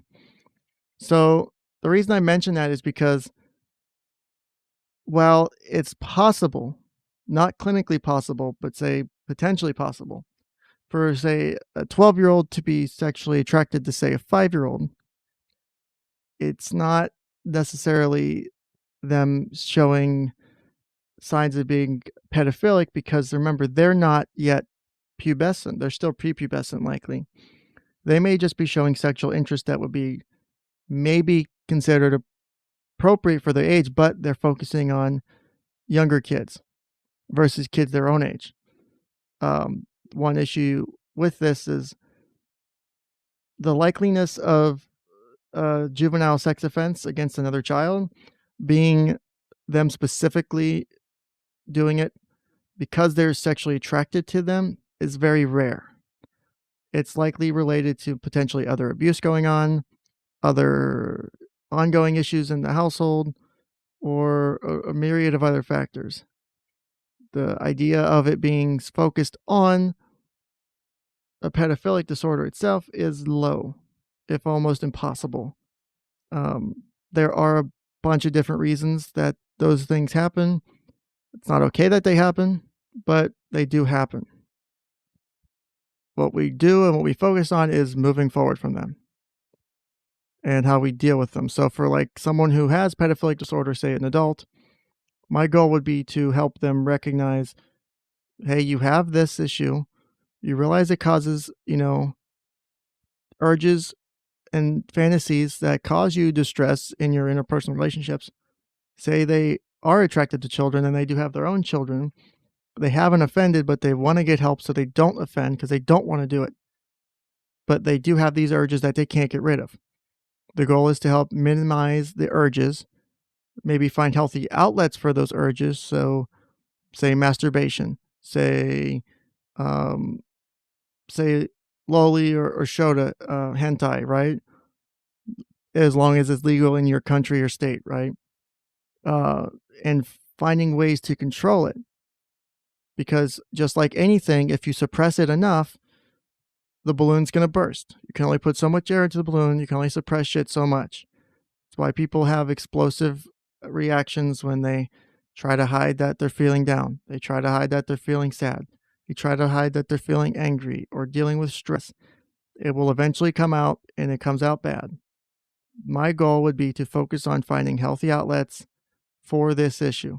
There are ways to find healthy outlets for the issue. Not easy, but doable. There are very effective methods to treating pedophilic disorder, especially for non offending pedophiles. If they have not offended, there are very low rates of actually offending if going through different types of treatments. Even for people who have offended, there are low rates of reoffense too over the course of, say, 5 years, which I think was one of the studies I remember reading a long time ago. The rates were really low for the population that they studied. So, uh, let's see here.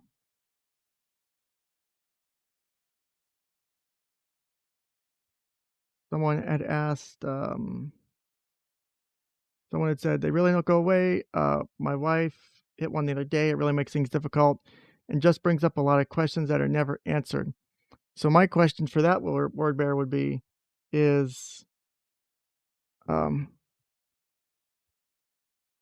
do you have these people who've been through this this abusive situation?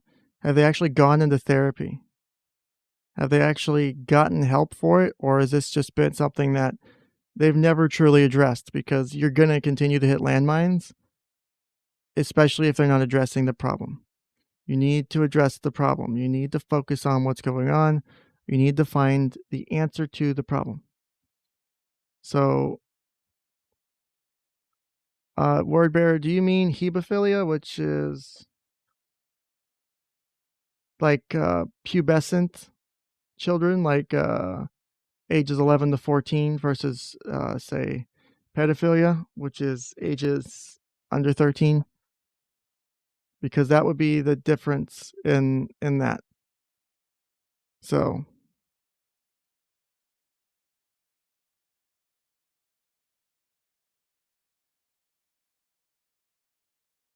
and yeah, it is possible to just accept it, but it's going to come up, and you might as well expect that it will come up at any point in the future at the most inopportune moment. And then the question is, how do you deal with it at that inopportune moment? Because it will happen and it will be incredibly stressful, especially if you're in the wrong environment to address it, right? You're in public when it happens. Oh my God, how are we going to address it? Someone's now been upset because of a discussion of this. Um, I would highly suggest to your wife, potentially, not clinical advice, but of seeing how you as a family unit, your wife, your in-laws, how they can adjust to the fact that these things have happened and how we can meet an expectation, or you guys know which topics or buttons to not push accidentally. You know, find out what that list is so you don't know what, you know what you can say and you know what you can't say. And if you're comfortable respecting that, do it. If it's, helping them find a way to getting treatment, do that. Um, Colonel Crayon does ask, as a bit of aside, do you think that the therapist-client relationship should have absolute privilege like the seal of confession? I think it might be more potentially dangerous. I think it might help more potentially dangerous people get help.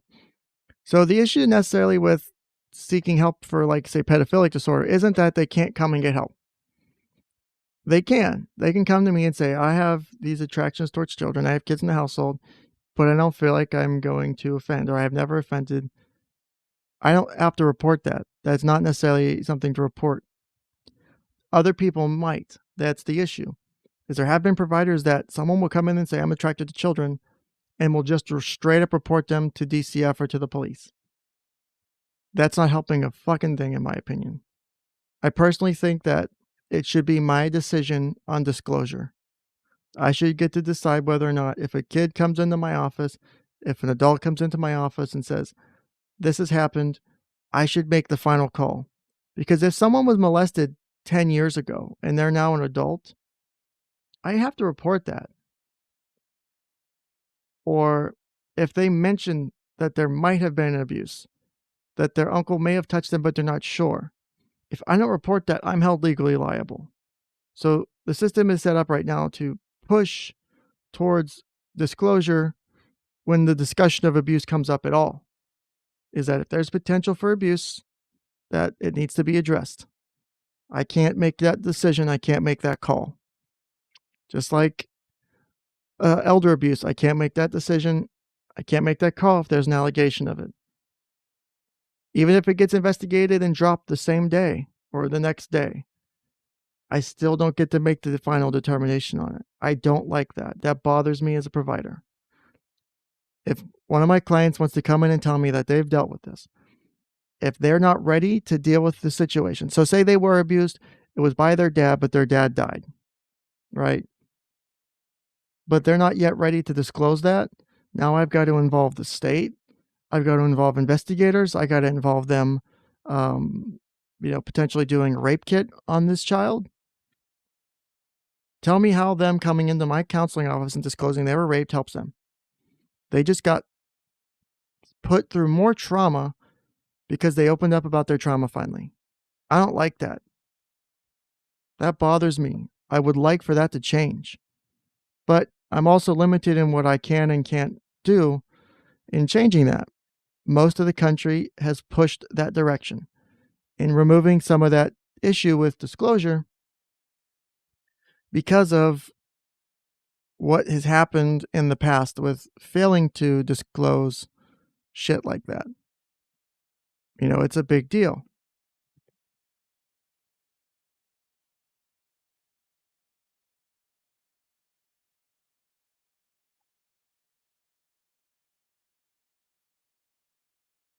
So Word Bear has a question. Um, I apologize if this is inappropriate. There's never anything too inappropriate for a stream with me. You will never say anything that I haven't thought, heard, or experienced, or have an idea of having gone through. I have myself dealt with shit like this as a child. I've had family members deal with shit like this, different types of trauma. You're not going to offend me or upset me. The only thing that I might do is reword things for the YouTube censor algorithm. That's about it. But a coworker was married to a pedophile, and in their divorce, they were fighting over custody. He was arguing that she put the kids in an unsafe environment because she brought inmates back to the house, and she said, "Well, you're a pedophile." And his retort was, "I am, but I don't want to sleep with my own daughter, just her friends." Was that in an actual legal document, or was this just secondhand information or third-hand information you were getting? Or were you there to witness this? Because um, that's an interesting observation. I would say that, that's an interesting thing to think about. So I guess as a counselor, right, if I'm assessing it and I don't find that the father is a risk of abuse or sexually abusing his daughter, and I could substantiate that, then I could see why there would be um, reasons to support his motion for custody. Whereas, because there's no, think about it, it's going to sound illogical, but bear with me, right? There's no active harm towards the child, the daughter, not anyone else. We're focused on the daughter because that's the focus of the custody, right? Um, so if the daughter is not at risk of harm in the dad's custody, but the mother bringing home inmates or former inmates who are still at risk to the child, then I mean, there's probably an argument you could make that the dad may be the safer person for that child. Now, whether or not the child can have any friends over is a whole nother discussion. But for purposes of custody itself, just the child being in the custody of the dad could potentially be a safer environment. Oh my God, if that was in a courtroom, can you please get me that court document or transcript? I will censor it out. I will fucking do whatever it is. I want to read that because that would be an amazing thing to read.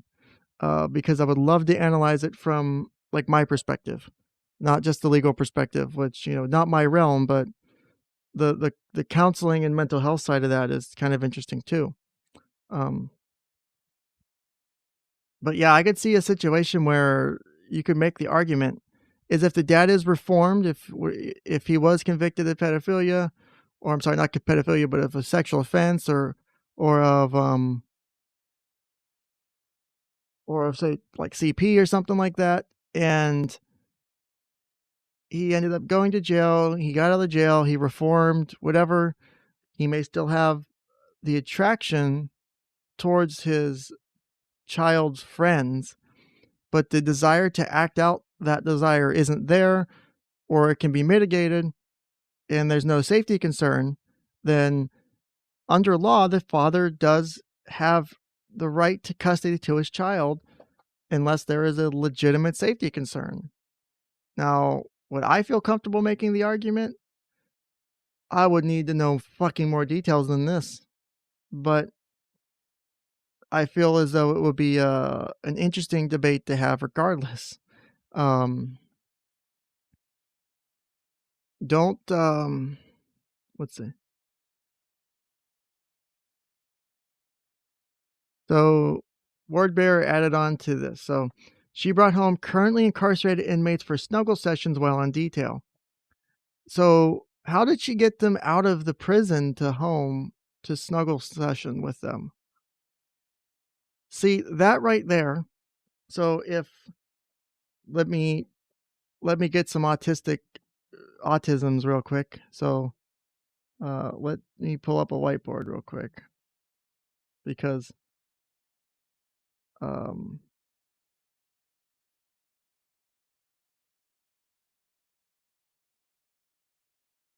this could get interesting real quick. Yes, I don't know why you're sitting there with your mouth wide open, but I could think of a few reasons. So, if we go over here, right, and if we have, the two sides to this, right, you've got moms over here, and you've got dads over here. And if mom is actively engaging in behavior, right? So if she's got, the bringing home inmates thing, and dad only has the previous history of pedophilia, no active or current concerns of it, then okay, so mom was a detail officer. So that means, the inmates were able to leave the prison with her while she oversaw their details. So then she could definitely take them home with her for periods of time to snuggle with them. So snuggle. So we're snuggling with the inmates, and I'm not snuggling with the inmates because they haven't answered my calls yet. But wow, that's interesting. Like no joke, like legit interesting. Hmm.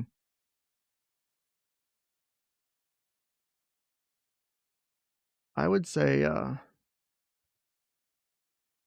if that's the case, then outside of any potential um abuses by the father, that the dad might be the safer parent.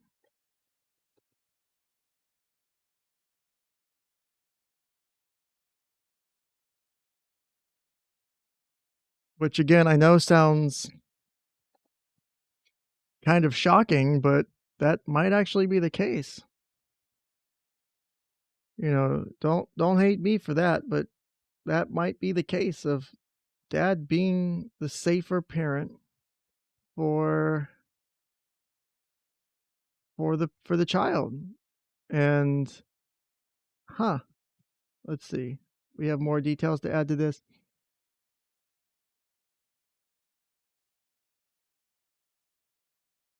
Let's see. Amaranthus, I'm glad I don't have these kind of life problems. Well, then you just aren't living life to the fullest. Dr. Phil quote somewhere in there, maybe. Uh, the word bearer only got fired when the department warden of security found her nudes on an inmate's phone. Um, do we have a link to those nudes for verification purposes only? There's no interest otherwise. Just curious. Just want to verify that this is actually true, and the nudes are part of the verification steps. I'm approaching this from a very professional manner. I promise it's a very professional manner over here. Uh, but wow, that's I mean, if you're gonna get discovered, I mean, that's one way to do it. And the fact that she was good enough to hide it that well for that long, kind of impressive. Um, I mean, as far as whether she was hot, uh, that you never know because remember she had. Thank you. This is exactly what I'm saying. The nude links is for scientific documentation, of course. Yeah, I need it for the scholarly article, quote unquote, that I'm working on regarding this incident now. So the scholarly article writing, which will take 3 to 5 minutes while viewing the videos and links to the pictures. But I think, well, the poor kid. Okay, so Platinum Lemur says that poor kid. That's not saying much if the dad is the safer parent, quote unquote. Um, well, let me give you the argument that dad isn't. It's not saying much that the dad's a safer parent, depending on context, right? So the dad might be the safer parent because the dad maybe is reformed and in his jest of arguing against his wife or soon to be ex-wife's argument that she is a danger when she says, well, you're a pedophile, he can go, no, I'm only sexually attracted to not my child, right? Don't clip that. You know, I don't want to fuck my daughter. I want to fuck my daughter's friends. And that is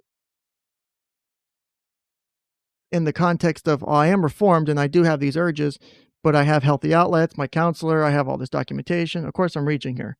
I'm reaching around here to get to this answer and showing that, oh, I have these coping mechanisms. I'm not really going to do it, but I've never shown a sexual interest in my daughter. I've only shown sexual interest in other people. This is not an incest type of sexual reaction or thing. And that would very strongly lean and think in the favor of the dad. Because if the mom is bringing home currently incarcerated people off of a work detail to sleep with them, and that child, whatever age that child is in the household or is under the mom's care and custody at that time, what if the kid's homesick that day? What if the kid, and say that person, even though they're out on work detail, they are still currently serving a sentence for their thing or whatever they did.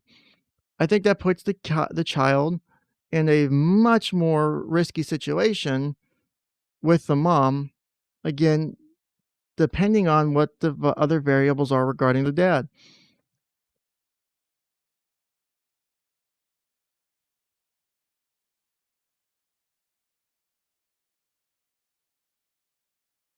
I would feel like you can argue better for dads having the custody than mom because mom's actions, if they were repetitive over a period of time, wow, because think about it. You have to look at multiple pieces of this, right? So if we look at it, we have, so if I start here and hold on one second, I'm trying to figure out a way to set something up here.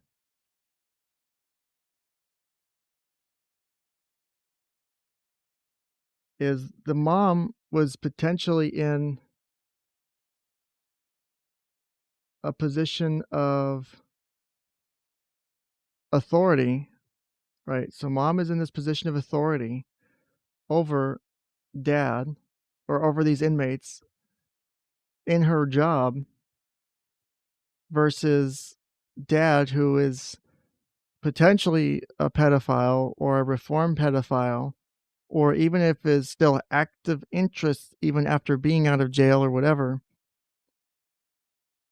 I think it still leans heavily in dad's favor in that he can argue the idea that he is better off in the care position because mom was willing to abuse her position of authority. which is a big deal, to sleep with multiple people in her household under her capacity, which is an abusive position. So mom's activities, while not abusive towards the child, are a very big deal and an abusive big deal in context of the system, a felony in itself, right? So if mom were to be convicted, both have felonies, fun stuff, right? Great household to be brought up in. So mom mom is abusing a very big power she's given to her. While dad may have abused his power with regards to children, whether again, I don't know if he actually engaged in sexual activity with a child. It's mixed information right now. If I can get more word bearer on that, that would be great. This would be a fucking awesome episode to do. And by awesome, I mean horrible. And by horrible, I mean awesome. So,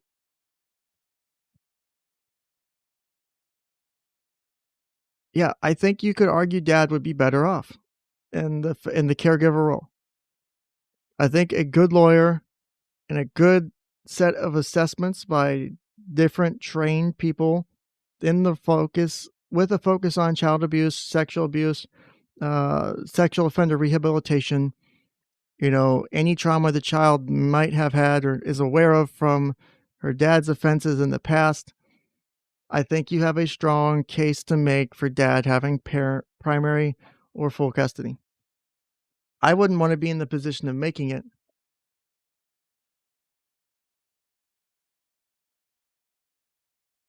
It's a it's a leap of logic. I understand. I'm not like trying to justify everything I'm saying here with like this is an amazing decision and leap of logic, and you should trust this. Um, but I feel like this is that would be an interesting thing to watch and be part of. But I don't know if I want to be part of it because I don't know if I want my name attached to that. So, what was something? Let's see your job history. Here's your resume. I see that you wrote an assessment that a sex offender and a pedophile was good to have child custody, primary child custody, because, quote, he only wanted to fuck his daughter's friends, unquote, or whatever it would be. That would be a great argument to make to a new employer or to any kind of board or to go to get my doctorate. That would be fantastic. Because I'm, for one, could spin it to make me look like a badass. I could make it look like me making that person, me giving that pedophile custody of his daughter was the best thing that could have ever happened. Because the mom, in the position and role she was in, was so abusive of her power. God forbid she's put in a position, because think about it. Yeah, there's a reason I'm staying anonymous, Platinum Lemur. There's a reason you haven't seen my face. There's a reason there's tape over my webcam, or technically I have a little slidey thing that slides over my webcam. So if my webcam screen does get left on, no one can see it. I'm working on my VTuber avatar. Someone's working on that for me eventually. My name is staying hidden. There's like one person who knows my name because I accidentally doxed myself to them. And they're not in the position that they're going to reveal it. So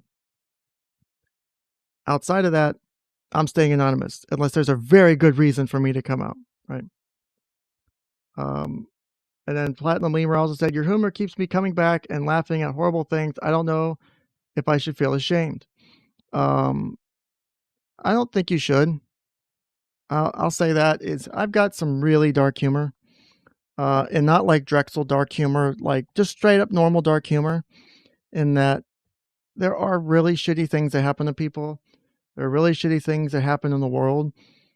These things do happen, and if you're in a position where you experience it or witness to it, or familiar with it, that there is a limit to where you can just take it as it is on face value and pretend it's horrible all the time, because doing so is only going to make your mental health worse.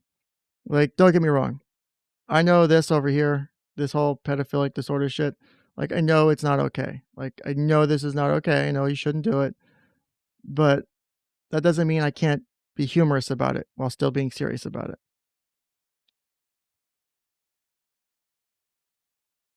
And I swear, Colonel Crayon, you need to quit doxing me. It's not cool. I've got an episode of Jeopardy to film later tonight, and you're not helping. So I don't think there's a reason to feel bad about having dark humor. You have to be able to laugh at some of the worst things that can happen to a person. You know,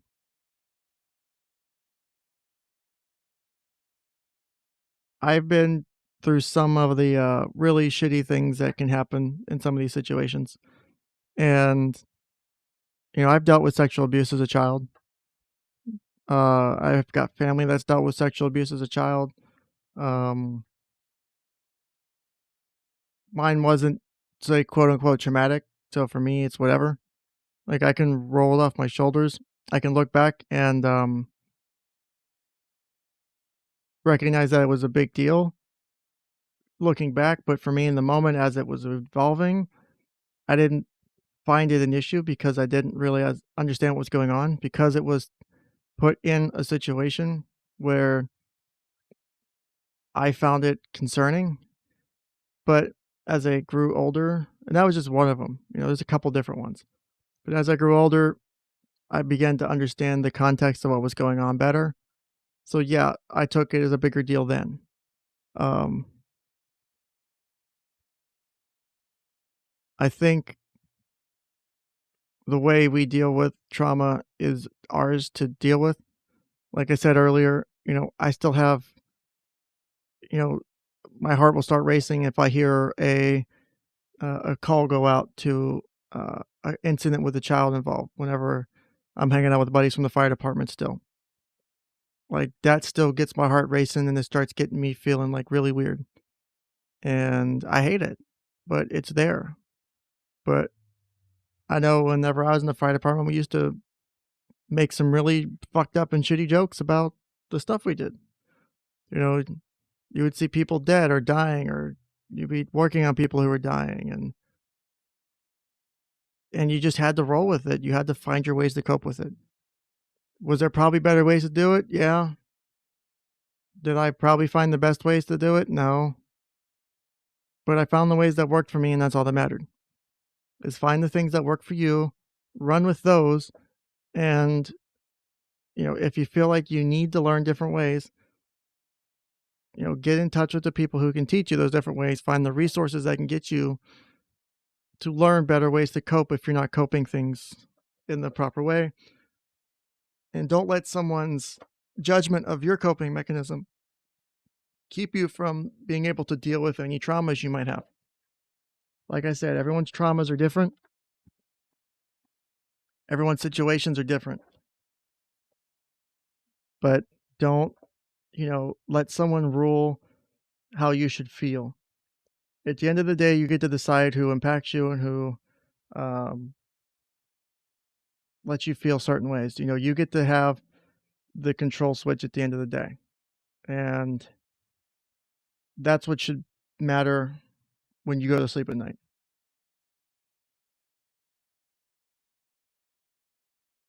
So Platinum Lemur says, don't get me wrong, I laugh at some crazy shit. I just don't want to catch myself laughing too often at trauma or myself too much perspective. Yeah, and it's always context dependent. Like if you can laugh at certain things in certain contexts and obviously I can't go to work and make a joke about kids getting raped to people I'm doing therapy with, especially if they are victims of abuse. Unless there's very specific context for that, right? That would be inappropriate. But obviously people who are in the field, who may have dealt with shit like that, who deal with coping mechanisms and similar or deal with shit like that with similar coping mechanisms, that more likely than the other things. So it's all, a matter of perspective, right? You're not a horrible person just from telling dark humor. It's what you do with the information when the time comes for it to really matter. Like if like a family member's been raped or molested, and you're coming at it with dark humor in that moment, that's probably not okay. If, you're able to now do dark humor, but one of your family members or younger siblings or your kids gets molested or raped, and you can come at them and be supportive and open, doesn't mean you have to feel bad about any humor you've made before. It doesn't mean you have to feel bad about humor you make in the future. As long as, you're doing it with the right context and the right frame of mind. That's all that matters.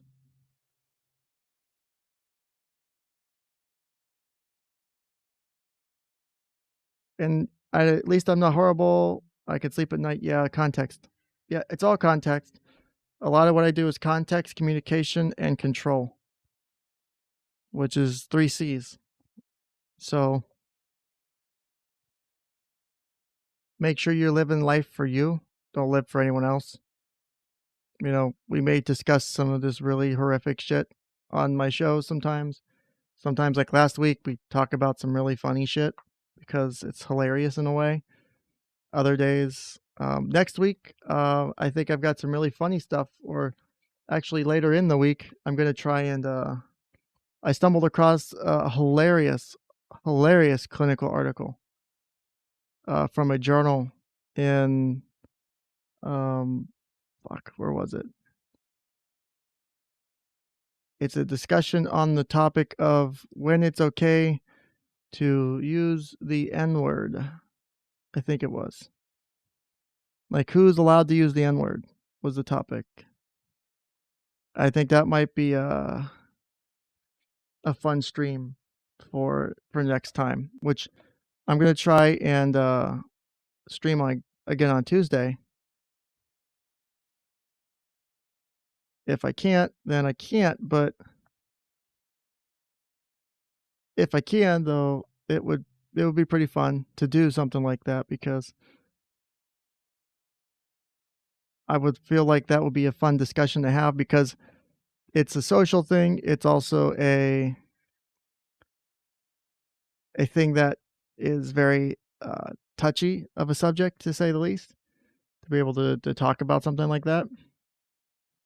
So I know that's a weird topic to say the least, but it might just be fun in some weird ass way.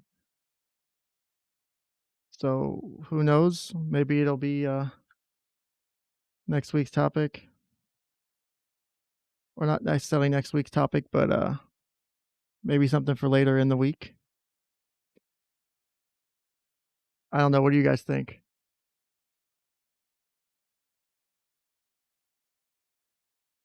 Yeah, so Tuesday sometime probably, because I normally have to be at work by 2 on Thursday, so it'd probably be like from like 10 to 12, because then I gotta get ready for work and everything.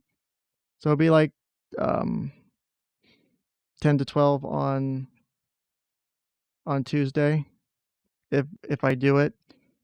Um, it'll depend on my schedule, but my goal would be to do it then.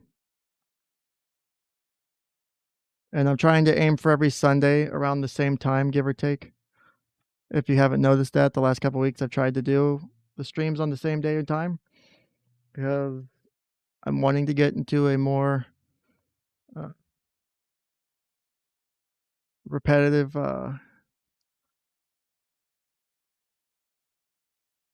cycle of doing this. I want to stream more frequently. I just find I end up don't stream as frequently as I would like to. So hopefully moving forward that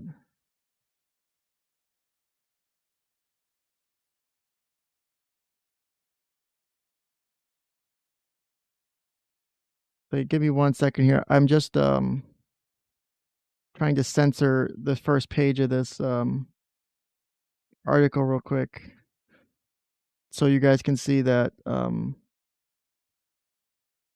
this is something I would like to do next week or later this week for fun because there's a lot of social and other interesting ideas that go with this topic. So, real quick, it's going to be um, EST, so Eastern time on the United States. So here's the article I'd like to discuss later this week.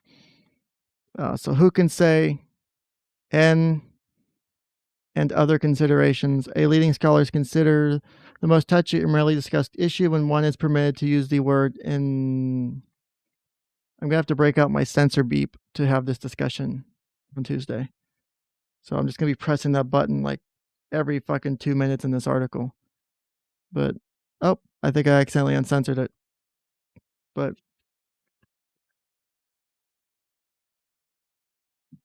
we're going to do all the gamer words. No, actually, more important, it's not so much about using the gamer words. It's about seeing if we are one of the people who is allowed to use the gamer words. See? Because that's what this is all about, is who can say the gamer words, right? Who can say them? Can we say them? What are the considerations for saying them? We'll find out. Yes, this article is from 1999, so it's a couple decades old at this point.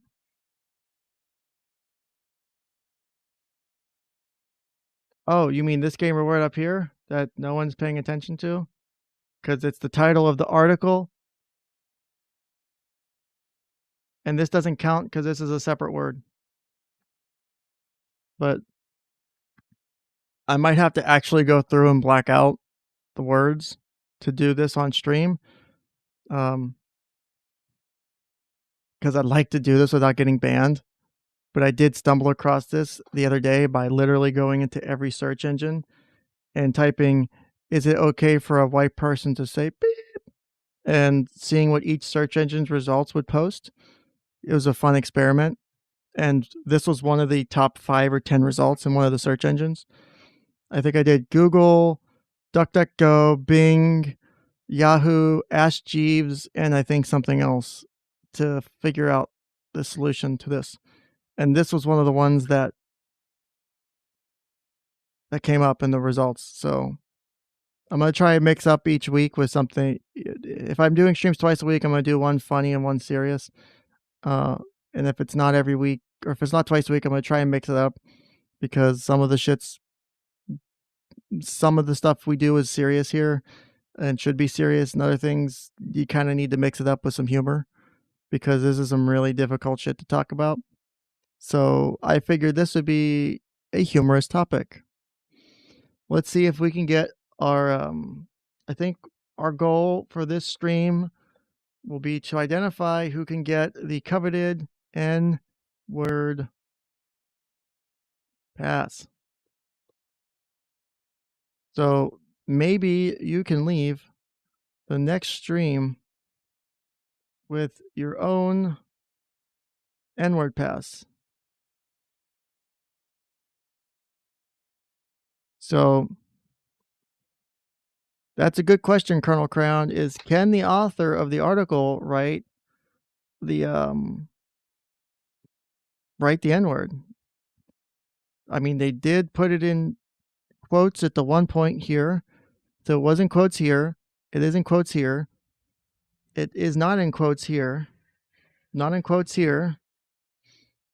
They used it in that phrase and form here. Not in quotes here. Not in quotes here. So if it's in quotes, then I don't know if you can say it. Like, I say it on Twitter in quotes, but I won't say it without quotes on Twitter. But, you can get potentially your pass starting later this week. As you can see, I have mine. I've earned it.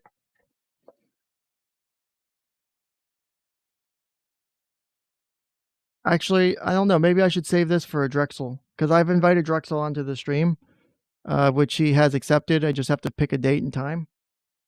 So maybe this would be something that would be better saved for Drexel. I don't know what you guys think. Should we save this for Drexel, or should I do this on Tuesday? It's like a 10-page document because the first and last pages are where, because I'm on page 2, which is the title. The first page is like a explanation page, like from the journal that it was downloaded from, and then the last page is like references or so. So we'll be like 9 to 10 pages of going over who is given permission.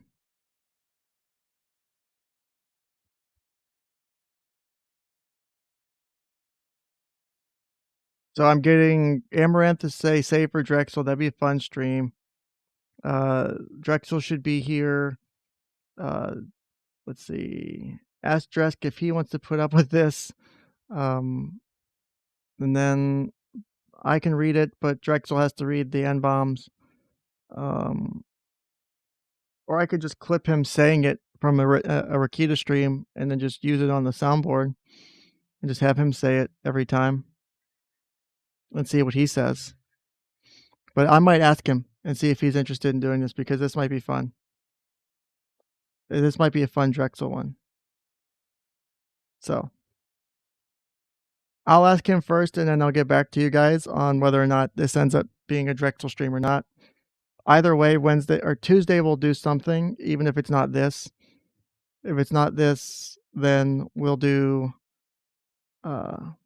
maybe we'll do viewer's choice or something, or we'll just bullshit for the hour or two I'm on the stream. So I'm gonna go ahead and I just uncensored everything again. Keep scrolling up. It's a bad thing. So let me undo this before I get permanently banned off of YouTube. And then the N-word passes. I don't know the issuing agency yet. I think there's a few different ones. But I think I can get in touch and I will see if we can get one issued for any viewer that's present for that stream. Maybe custom made, custom printed. The custom printed ones, though, will be only available for people who subscribe to kenscounseling.couch.locals.com. Otherwise, it's up in the air as to whether or not you're eligible. But outside of that, I'll go ahead and take any last questions or comments before we finish out. I don't have super chats because I'm a nobody still on YouTube. But I did peak with my most viewers today at 13 or 14. So thank you guys again for watching. I went almost 3 hours today. I was not planning on going 3 hours today, but we veered off into pedophilia and sexual abuse and the ACE studies and test. So that took probably another hour or two. Yes, I am a YouTube pleb. But thank you guys again for watching. I still don't understand where the interest comes from, but I'm running with it. If you have any suggestions or topics you'd like to discuss on the show, feel free to send them to me. Like I said, you can post them on my locals page. I'm trying to keep up with reading on there. You can send them to me in an email, or I don't know if anyone's been paying attention to the bottom of the screen today, but there is a phone number you can call and leave voicemails on. Kind of like the Dick Show where you can call and leave voicemails. But I'm also open to having people on air if they want to talk about anything specific, whether it's something like a family history of abuse or some situations they've been through. You can also reach out and I will see about getting you on the show as well. Again, I'm open to doing that too. This isn't just for me to talk and tell jokes or therapy explain everything. It's also to provide a medium for you guys to have access to. So someone's asking where they can send uh, the documents to, or if they need to send anything or get in touch with me. You can reach me at my email at kenjenningskf@gmail.com. You can also subscribe to my locals page. which is kenscounselingcouch.locals.com. And then I do have a Twitter specifically for this, but I don't use it that often. Mostly I'm either in Discord, on my locals page, and if I'm not doing that, I'm usually working. So outside of those things, but if you do have information that you'd like to send me, send it to my email. I will do my best to get in touch with you as soon as possible. Uh, I do have it to where it syncs to my phone, but again, I suck at answering even work emails. So do forgive me if I don't get back to you as quickly as possible. Hopefully, word bearer, that you can get in touch with those incidents. Uh, if you can get, if you can't get the documents from them, if you can get me the courthouse and the names of the people, I might be able to find a way to get a hold of them.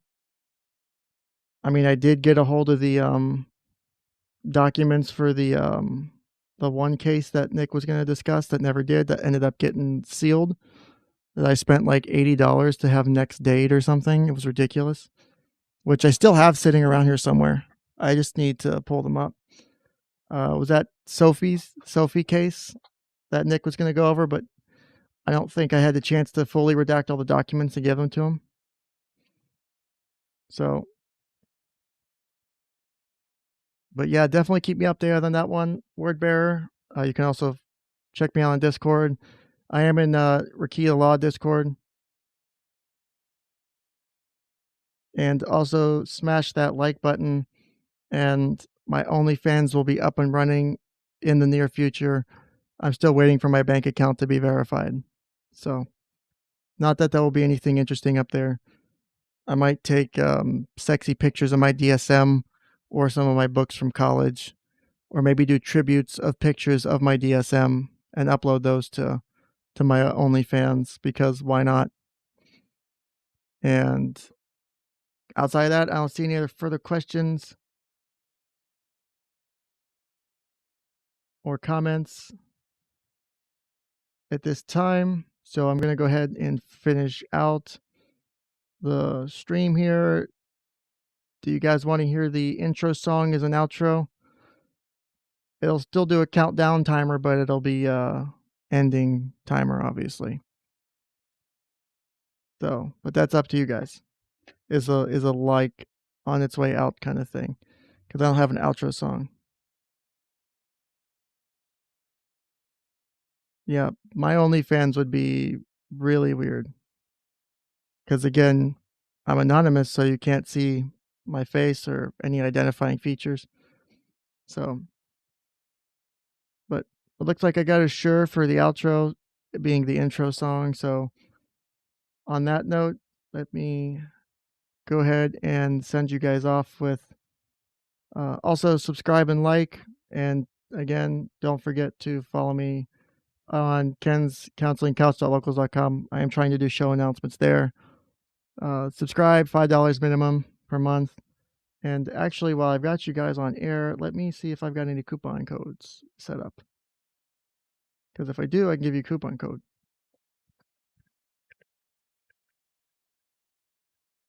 Where are my coupon codes?